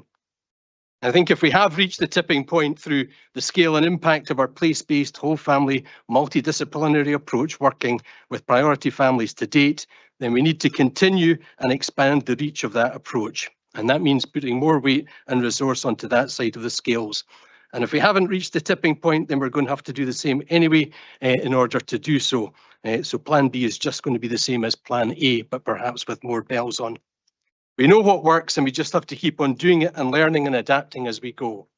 I don't think that it is going to get any easier, as the Chief Executive commented on, because when you look at the demographic data and trends in the rising cost of care in our communities that we'll consider later today, combined with the prospects of both the UK and Scottish Government budgets, we can predict that. So we need determination and grit to maintain the course. We know what makes a difference from listening to the voices of people with lived experience, which probably didn't really reveal many genuine surprises, but has served to shine the spotlight on the need to join up the dots and fill in the gaps in services, and to take action to really fill them up, not just identify the key drivers of poverty, like the need for affordable housing, but then to take action to overcome barriers of affordable and available childcare, provide the skills development and supports into employment, deliver and enable community-based transport solutions and innovations, and secure flexibility from employers through effective engagement and incentives. Provost, I've regularly commended the work of our welfare rights team, as others have done so today, and our housing and homeless teams and our equalities teams for the work that they do, highlighted under work stream 3, to make sure that priority groups and families are the focus of our anti-poverty works. And I'm happy to repeat that commendation today, but also to publicly recognise Margaret Lynch's contribution to that. I was, however, less familiar with the work that has been done with regard to whole family support by the COPE team and Family Advice and Community Connections, and to see their achievements listed under Workstream 3 alongside the work being done in our schools gives me confidence that across the board our services are driven by dedicated individuals and teams with a common purpose and a coherent set of shared values and a strong desire to really make Perth a fairer place where everyone can live life well, free from poverty and inequality, and to deliver on that pledge. Thank you, Provost. Thank you very much. We now move to Councillor Frampton. Ellie. Thank you. I was pleased to read and welcome this report that reveals a significant improvement of 2.5% in our efforts to reduce and tackle the issue of children and families living in poverty across Perth and Kinross. This report shows a step in the right direction and is testament to the hard work and determination of the anti-poverty team. Although this is an achievement, the report also indicates that there is still more to be done. Our goal must be clear, so that no child in our communities should be held back by the shackles of financial hardships. The proposals in this report going forward are crucial in this fight against poverty. They are not just plans on paper, but a commitment to action. It is also to be said that this council alone is not wholly responsible for lifting children and families out of poverty. Governments and employers also have a responsibility for this by paying fair wages to employees. In this regards, the Scottish Government's child payments helps lift thousands of children out of poverty. However, tackling poverty is a collective responsibility. Let us not forget that poverty is not just a statistic, it is a lived experience for many. Each percentage point represents real lives and real struggles. These reports proposals will continue to help free Perth and Kinross children from the fear and burden of poverty, and the hope that poverty is no longer part of their story going forward. Thank you for all the hard work that's going into this important issue. Thank you. We now move to Councillor Shires. Caroline. Thank you, Deputy Provost. I too welcome this report and along with Councillor Barrett, and I'm sure the other elected members who attend the Anti-Poverty Task Force meetings value the open and very frank presentations and input from, in particular, Claire Mailer, Greg Boland and Margaret Lynch, and the contributions from all those who attend, bringing their expertise and on-the-ground experience. They're sometimes not things you want to hear, but they're said in such a way that you can't ignore what they bring to the table. The work of Claire, Greg and Margaret and their teams, especially Welfare Rights, to vociferously focus efforts on the activities which will deliver the biggest difference is highlighted across this and the previous report, and we can see that it's making a real difference. The refining of focus on those who need the support most and ensuring links across services and the removing of any barriers is helping to reduce stigma, maximise income and improving opportunities. This is all very welcome and will help drive forward meaningful change. Thank you. Thank you. And now, Councillor Allen. Keith. Thank you, Vice Convener. Relative poverty, absolute poverty. I think we can all agree that poverty in any form has no place in modern society. I support all the measures set out in the report, I commend Margaret for her candour and straightforward answers. I wish Claire, Greg and especially Margaret, all officers and agencies well for the further diminishing this blight in our system. Thank you. Thank you. And we now move to Councillor Duff. John. There we go. Thank you, Deputy Provost. I'd like to take the opportunity to thank Margaret Lynch and Greg Boland for the report. There is much to digest, I think, about the factors which impact on child poverty and welcome the work that's been done in Perth and Kinross to address it. Thankfully, we are having some positive impact on the figures, but we can't rest there, and we need to do much more in relation to a number of areas, such as the gender pay gap, transport, childcare and affordable housing. If I could just use the opportunity to make two specific comments. I found the whole family support directory to be a useful reference document for elected members, and if you haven't looked at it, you'll find a link on page 171 of the pack, and I think it's worth perhaps saving that link for signposting anybody who requires assistance. Secondly, in relation to the big house, I think this is a fascinating and an excellent initiative which I visited recently. In terms of the report, I wonder if there's an opportunity for a shout out for the many companies which support this initiative, and not just the funders, I think, which are mentioned in the report. Companies like Amazon, Asda, the Co-op in ScotMid and Fisher's Laundry, among many others. Finally, Deputy Provost, can I just repeat my thanks to Margaret Lynch for her work in the report and her responses this morning. Thank you. Thank you very much. We now move to Councillor Lane. Grant. Thanks, Deputy Provost. I'm not going to go and repeat all the praise that's well deserved across the local authority. I think as elected members, everybody's going to have to be brave when it comes to budget time and make really hard decisions to continue this. We'll see that with the IGB forecasts in the afternoon. So I just hope everybody can hold their nerve and continue to drive the Perth and Kinross child poverty rates down. I think that none of us should take comfort by comparing ourselves with the Scottish average or even the UK average. Just because we're a few percent better, that's maybe give ourselves a pat on the back. But I take no joy out of the fact that we are 2.5% less than the rest of the children living in Scotland, or indeed how many other percent Councillor Drysdale said better than less children living in England in poverty. Over all these islands and the rest of the European continent, we should take no joy out of any child living in poverty. Thanks. Thank you very much. And we now move to Councillor Forbes, the last comment. Angus. Thanks, Deputy Provost. I also want to thank Margaret for the comprehensive and good answers that she gave us. I'm delighted that we are recognising that one way to solve this problem and many others is to stimulate the economy. So I'm pleased to see that may well come back at the next time we review this report. The Chief Executive and I think Councillor Lane also mentioned that we have got some really difficult decisions coming down the line, this afternoon being one of them, but more importantly the budget next year. And unless we can stimulate the economy to generate business, which will in its way generate tax to allow us to pay for all this stuff, then we are on a hiding for nothing. And I'm really not convinced the Scottish Government have recognised that stimulating the economy is the best way to solve quite a lot of our problems and generate some cash. Thank you very much. Can we agree the report? Thank you very much.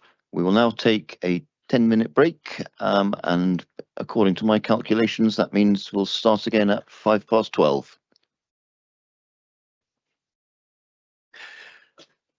Good afternoon all, and we will resume.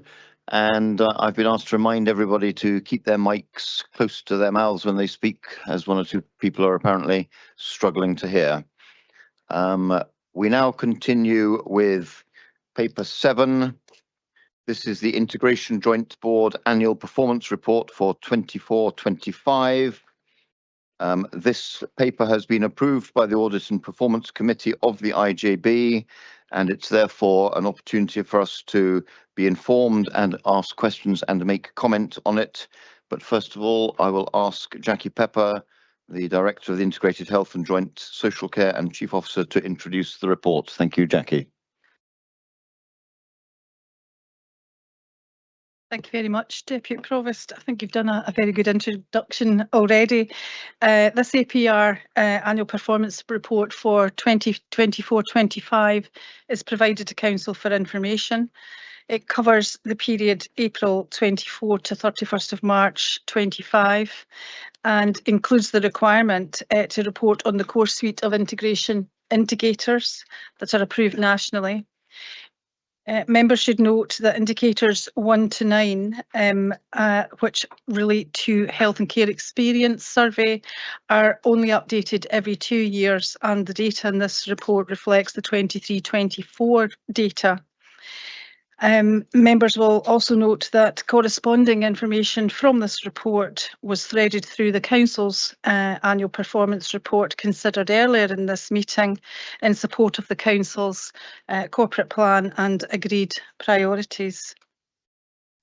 As the Deputy Provost indicated, the report was approved by the Audit and Performance Committee's meeting in August, and at the same time, but in June, we have at the IJB approved a new performance framework enabling quarterly reporting and on an agreed set of strategic indicators, and that will bring forward an improved approach to setting targets and monitoring improvements in our performance.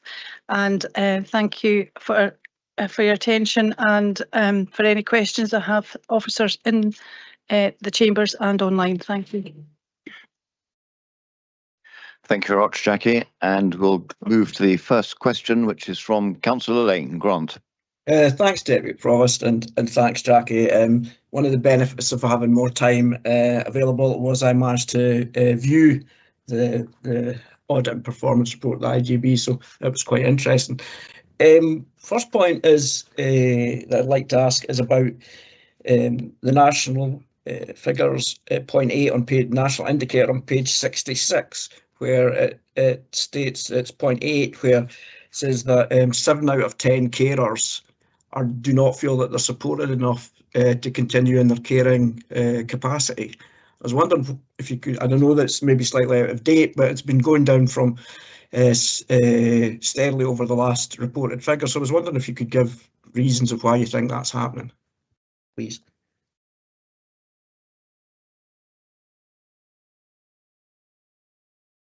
Thank you very much, Councillor Lang. I will ask Zoe Robertson to come in relation to the carer strategy and some information on that. Thank you.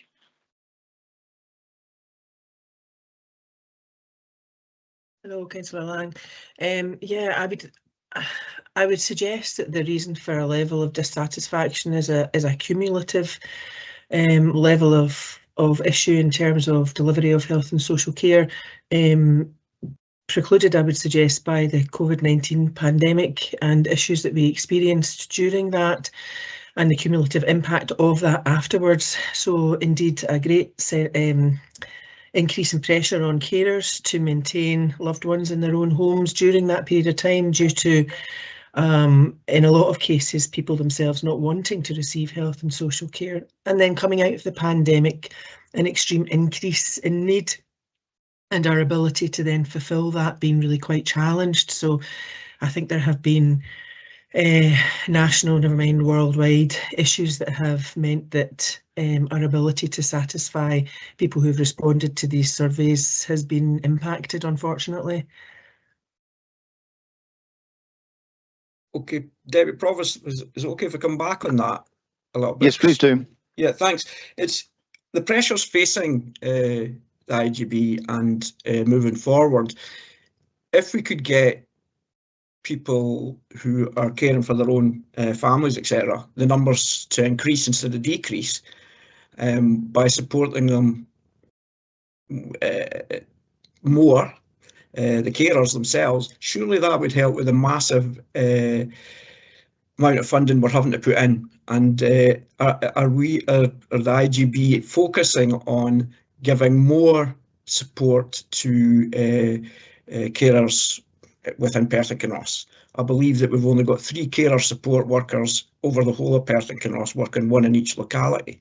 And I was just wondering if you feel that's enough, or if that's a part of the service that could be beefed up as a way of saving money.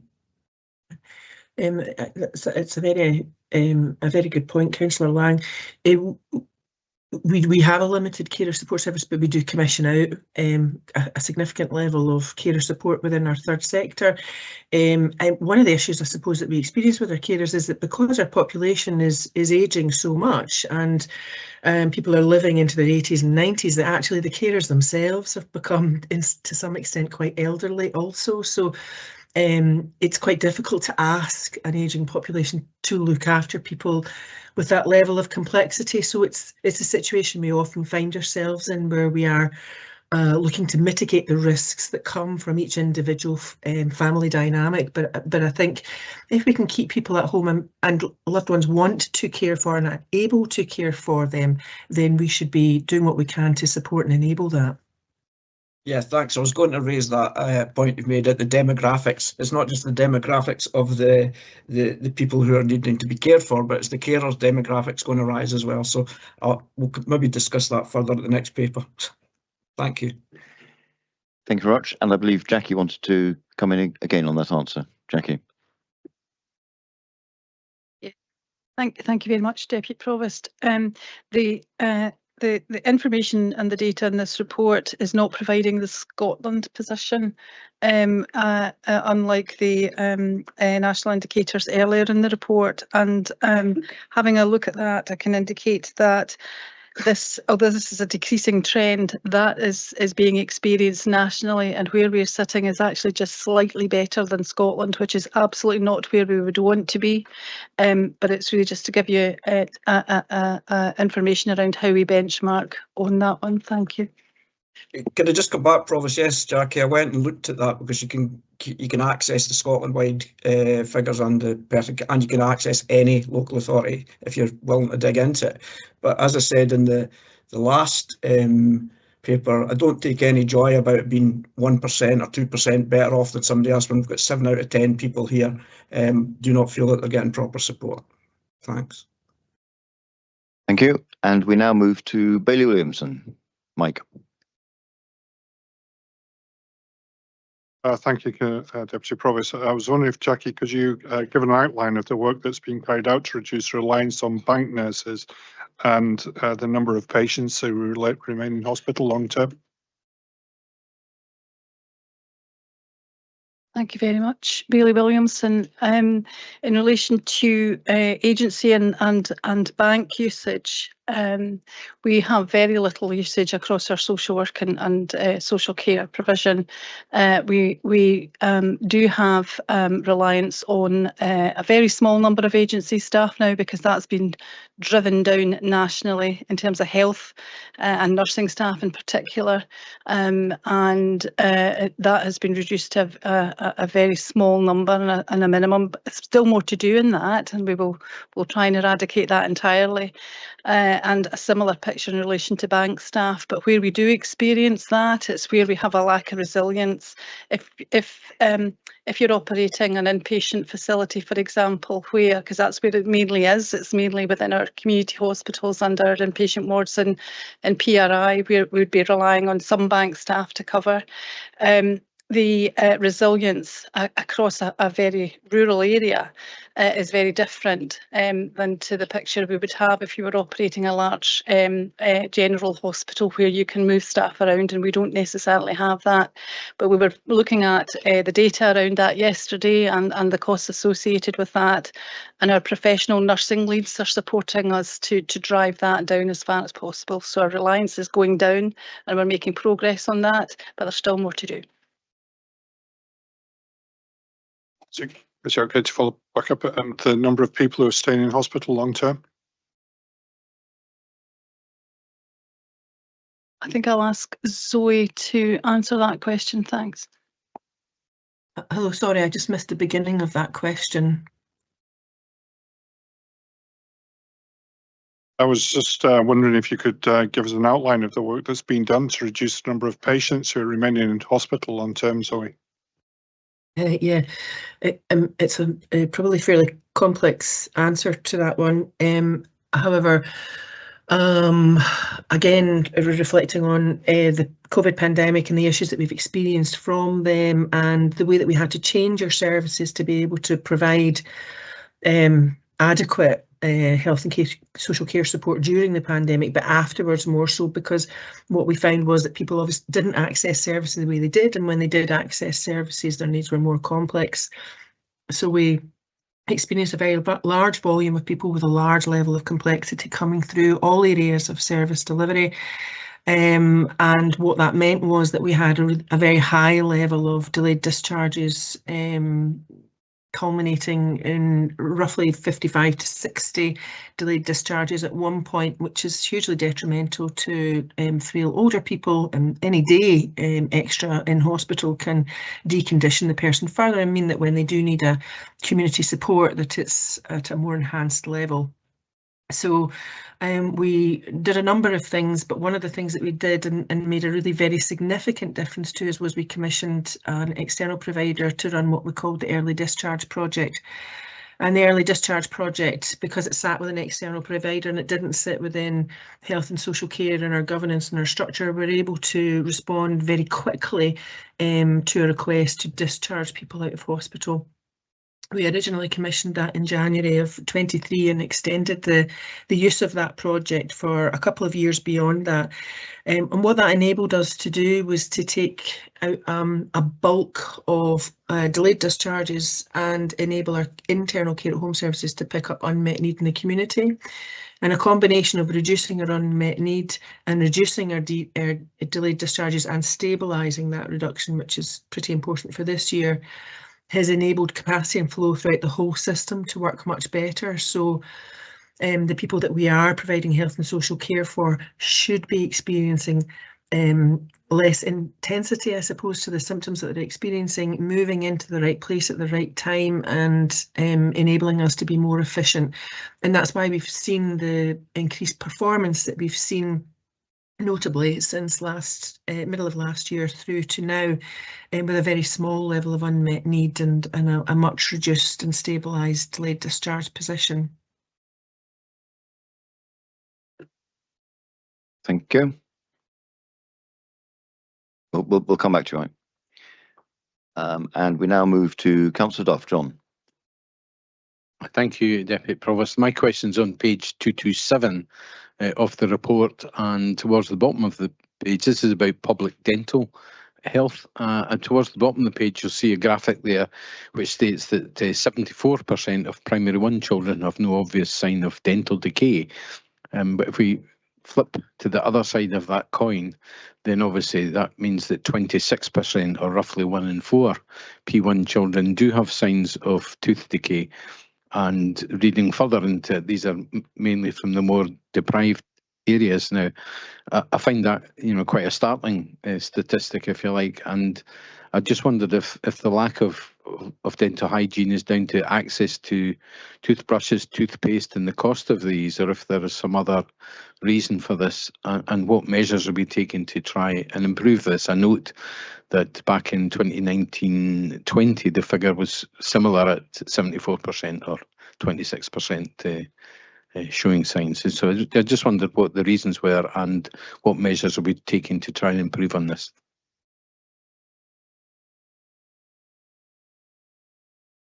Jane Mingus.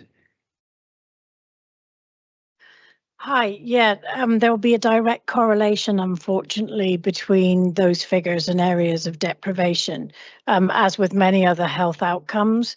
It is an area of significant challenge, but the Public Dental Department carries out significant work within the school environment to try and tackle this, to promote good oral hygiene and practices in school and at home. So it is something that there's a considerable focus on, but it's an area of real difficulty.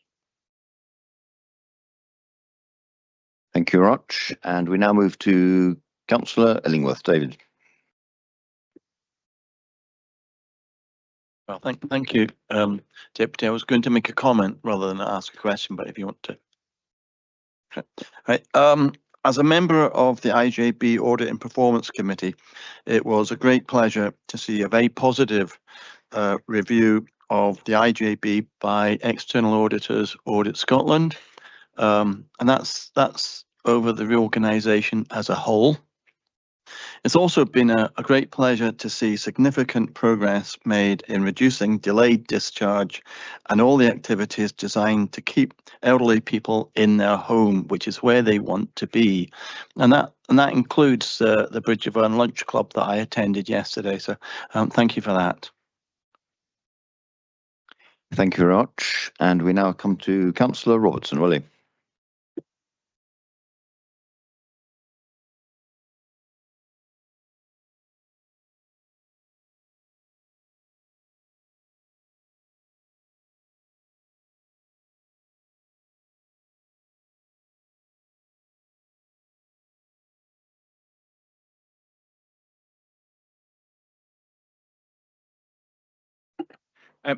One of the big issues that come up often when you're doing local surveys as a political party is the difficulty people have in accessing dental provision that they can afford to use, and especially in areas like Kinrossshire, and I think it's the same in many parts of Perth and Kinross.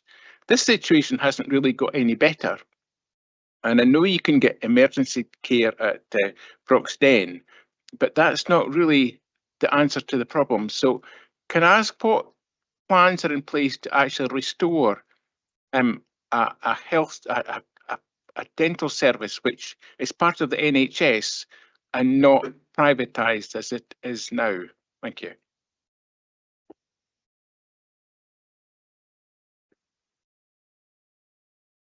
Provost. Deputy Provost, thank you very much. Councillor Robertson, the public dental service that's within this report is the service that's delegated to the Perth and Kinross Integration Joint Board and delivers across Tayside, and that does not cover the services that you're describing in terms of the dental services that you can access and receive NHS treatment. That is organised through the primary care services. So we are expecting a report before the end of the year on the lead partner services from Angus, but I can come back and answer your question, but I don't have that data to hand. Thanks. It just seems so frustrating that to get access to free dental care, you've actually either to be admitted to a care home or you've got to be admitted to a prison, which to me just isn't really a fair way of going forward. Thank you. I'll now come to Councillor Barrett-Peter for the first question, and then I will take second questions from Councillors Lang, Bailey Williamson and Councillor Duff. Thank you. Peter. Thanks for that, Deputy Provost. Page 215 of the pack 35 of the report highlights the substantial improvements that have been met in reducing unmet need by 800 hours. Can you tell me what that leaves the kind of remaining balance of unmet need at, and what proportion of that unmet need is due to inability to recruit carers to meet that need, or what level is due to there being a demand in excess of the budget available? Thank you, Councillor Barrett. Yeah, and Zoe, are you going to come in on that one? Thanks. Yes, sorry. Yeah. We have something in the region of about 250 to 300 hours of unmet need at the moment, and the majority of that unmet need is in relation to larger packages of care, which we would refer to as double-ups, and often they are in our more rural localities. Recruitment and retention, as you'll know, is generally challenging. However, since the introduction of our new care at home contract in August, September last year, our external providers have been relatively successful actually in terms of the recruitment, hence a delivery of a higher number of hours. We are as you know, going through a period of transformation within care at home, and we are at the final stages of delivering a model which is called Discharge to Assess, which will move our internal care at home services back into rural localities. At the moment, they're generally centrally based and travel. So by bringing in the efficiencies of basing them in localities, we are hopeful that we will be able to pick up that unmet residual need. However, as we move forward and finances are obviously hugely challenging, any recovery actions that we may choose to take would definitely impact on that, and would see again an increase in unmet need and delayed discharges as a consequence of that. Thank you very much. And I'll now come back to Councillor Lane for his second question. Grant. It was two questions actually. The first one was prompted by Councillor Illingworth's comment. I was wondering about the correlation between delayed discharge and the rising. We've got 15.3% of people who are discharged from hospital need to have an emergency readmission within 28 days. Is that going up because we're not keeping people in hospital long enough to make sure that they're okay, or is the service for them at home not good enough? Because there's no point in reducing delayed discharges if we've got to go all through emergency readmission for 1 in 6 people. So that's the question. Thank you very much, Councillor Lang. I'll attempt to answer your question. And I know we have Chris Jolly, who's the Service Manager for Performance and Business Improvement online as well. But my understanding with this one is that it's across Scotland, the way in which this is reported and measured is different across each of the health boards. And we have had quite a number of discussions around this at the Audit and Performance Committee, expressing concern at that level of readmission. And I think in discussion also at the Integration Joint Board, where the medical advisor to the IJB was indicating that sometimes where an admission, it might appear as a statistic or a piece of data as an admission to hospital, but it might not be in relation to the original event that underpinned the first admission to hospital, but might be coming back into hospital to undergo a particular test or something else. So it's a very difficult area, and an area that we are continually looking at, and we're also interrogating, along with our acute colleagues, the admission rate as well, because that's really important to understand the admission rate through accident and emergency, and the data around that. So we have to be careful that we don't always assume that this is older people or frail people. It can be much broader than that as well. So I think, Zoe, you were going to come in and say something too. I was just going to say that the project that I referenced earlier on, the early discharge project, because it was a test of change, evaluated that and monitored very closely the people who were coming in and out of hospitals. And so we looked at people who were readmitted into hospital, because I was worried about the same as yourself, Councillor Lang. However, that did identify quite clearly that people were being readmitted into hospital because of something not necessarily connected to their original admission. I'm talking about the older people population side of things very specifically here, but that readmissions, and having checked with clinicians, were reasonable and the right thing to do, that they needed to be in an inpatient setting again, and not through a lack of support within the community, just because of the level of frailty that the person was experiencing. Okay, thanks. Just to go back on Jackie's point, would it be an emergency admission that if you were just coming back for a test for something before? I would have thought an emergency admission would be, you'd be blue lighted in or something like that, which you wouldn't be if you were just coming back to have a follow-up test. So could I get some clarity on that statement, please? Thank you, Councillor Lang. And what My answer to your question was based on the information that we've received from our clinicians. And this is an area, it's a problematic area in terms of the data that's being collected and reported on this one as well. So I don't know if Chris Jolly can answer some of that. Thanks. Thanks.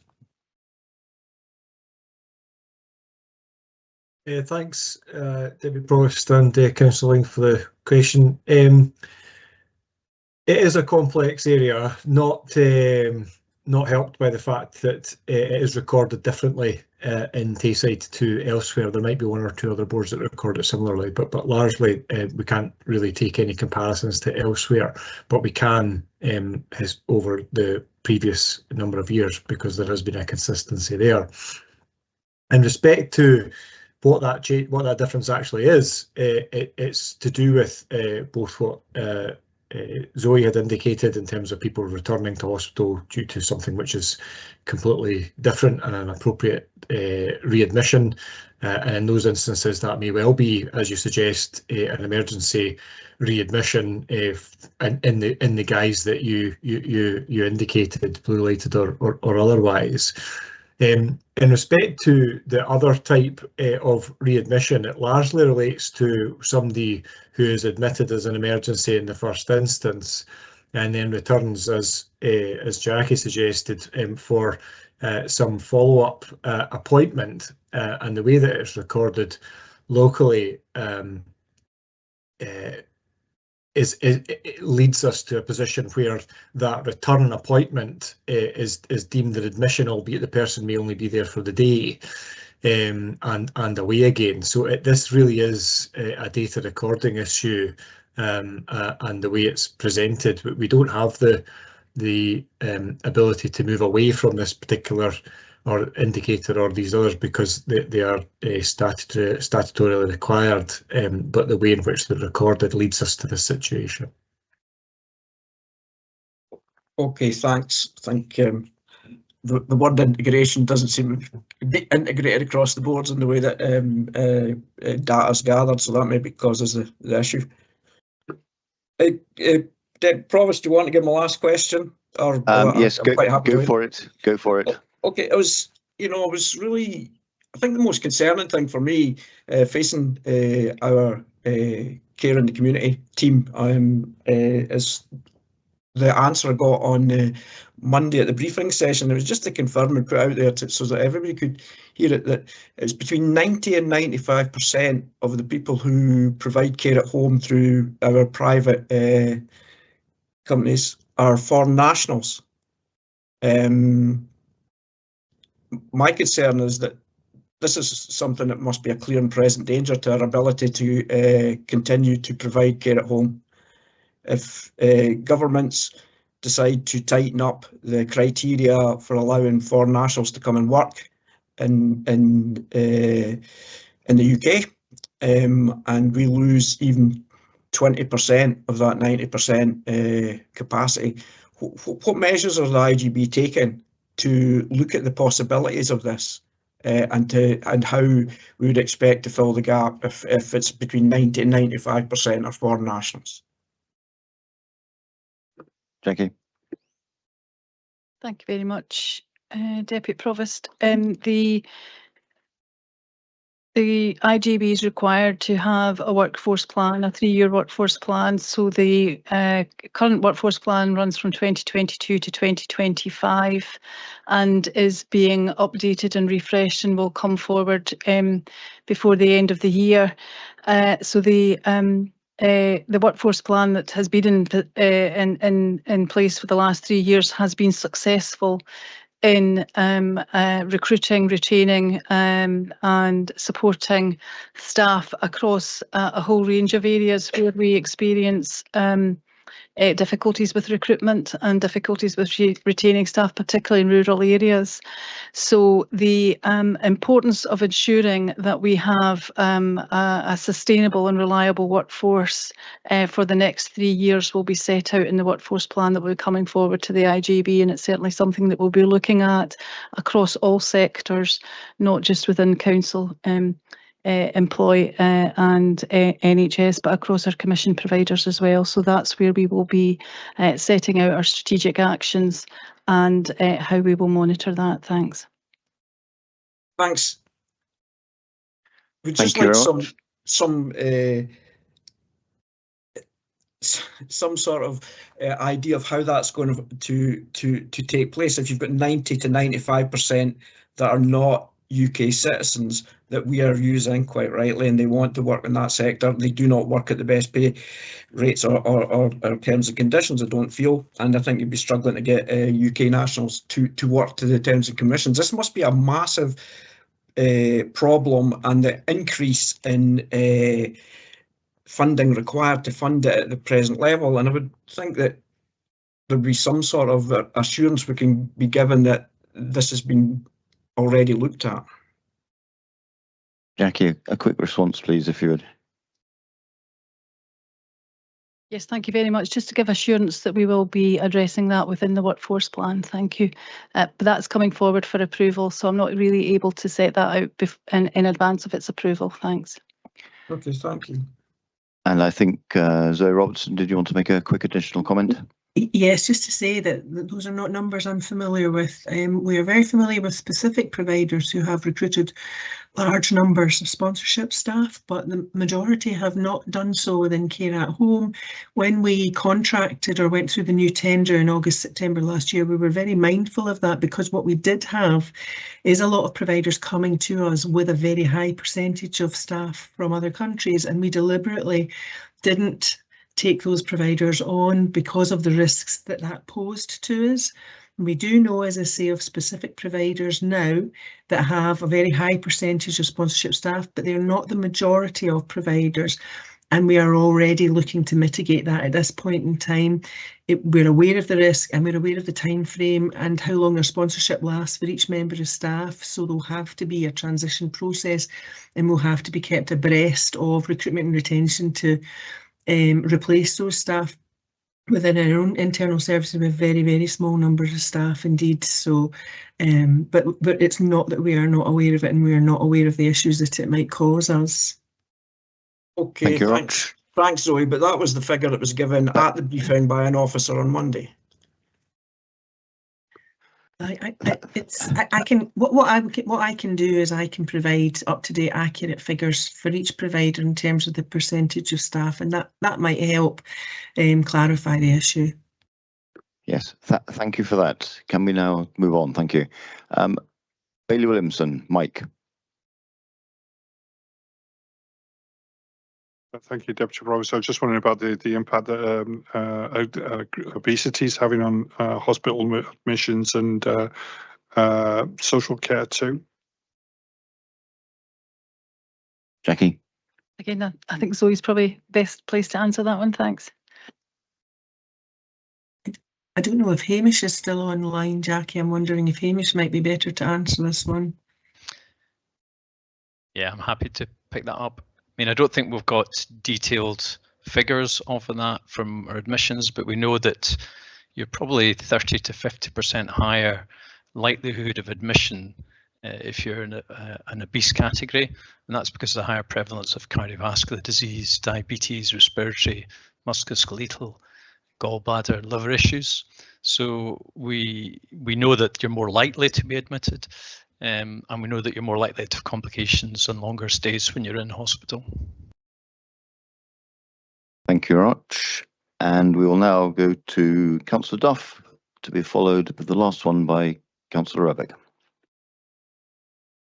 Thank you, Deputy Provost. My question's on page 214 of the report in relation to technology-enabled care. I think we all know of the issues to do with the move away from copper wire phone lines and the impact that has on digital phone lines during a power cut. And I know of cases where elderly people have fallen and injured themselves and been unable to seek help due to the digital phone and their mobile signal both being down during a power outage. Are we confident that even in a power outage, all of our care clients' technology-enabled care systems and our control room will still be operational? Thank you.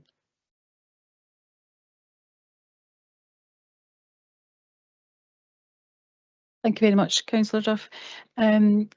Your question is very timely because just in the last 2 weeks we've been notified that we have been awarded the Platinum Digital Award, which I think only a handful of local authorities have been awarded so far in Scotland.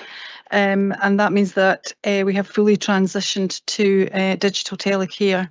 I think that indicates the forward thinking approach that's been taken forward there and preparing for the future. And we know that when we experience particular incidents relating to power outages and weather events, that the community alarm is absolutely the centre of our response and support for people, vulnerable people at home. So pleased to say that we've made very good progress in that. So, sorry, if I could just a quick follow up on that. So in terms of the house-based technology-enabled care, does it have some kind of battery backup that allows it to continue to operate during a power cut? Is that the case? I don't have the technical expertise around that, but we can find that out for you. Thank you, Roch. And finally, Councillor Rubbick, go on. Thanks very much. Again, Deputy Provost, just want to come back to Councillor Lane's comments about international workers in our care service, because I think he's spot on, to be fair. I really welcome the Scottish Government's intention to sponsor overseas workers in our care system. I think that'll be really helpful, but I suspect it won't be a silver bullet, and I think we really need to take cognizance of the fact that we might have an issue going forward. Thank you. Thank you, Roch. Given the comment earlier, I'll just check that there are no more questions or comments. I see none. Can we then formally note this report? Noted. And we will now break for lunch until 1:30. Thank you.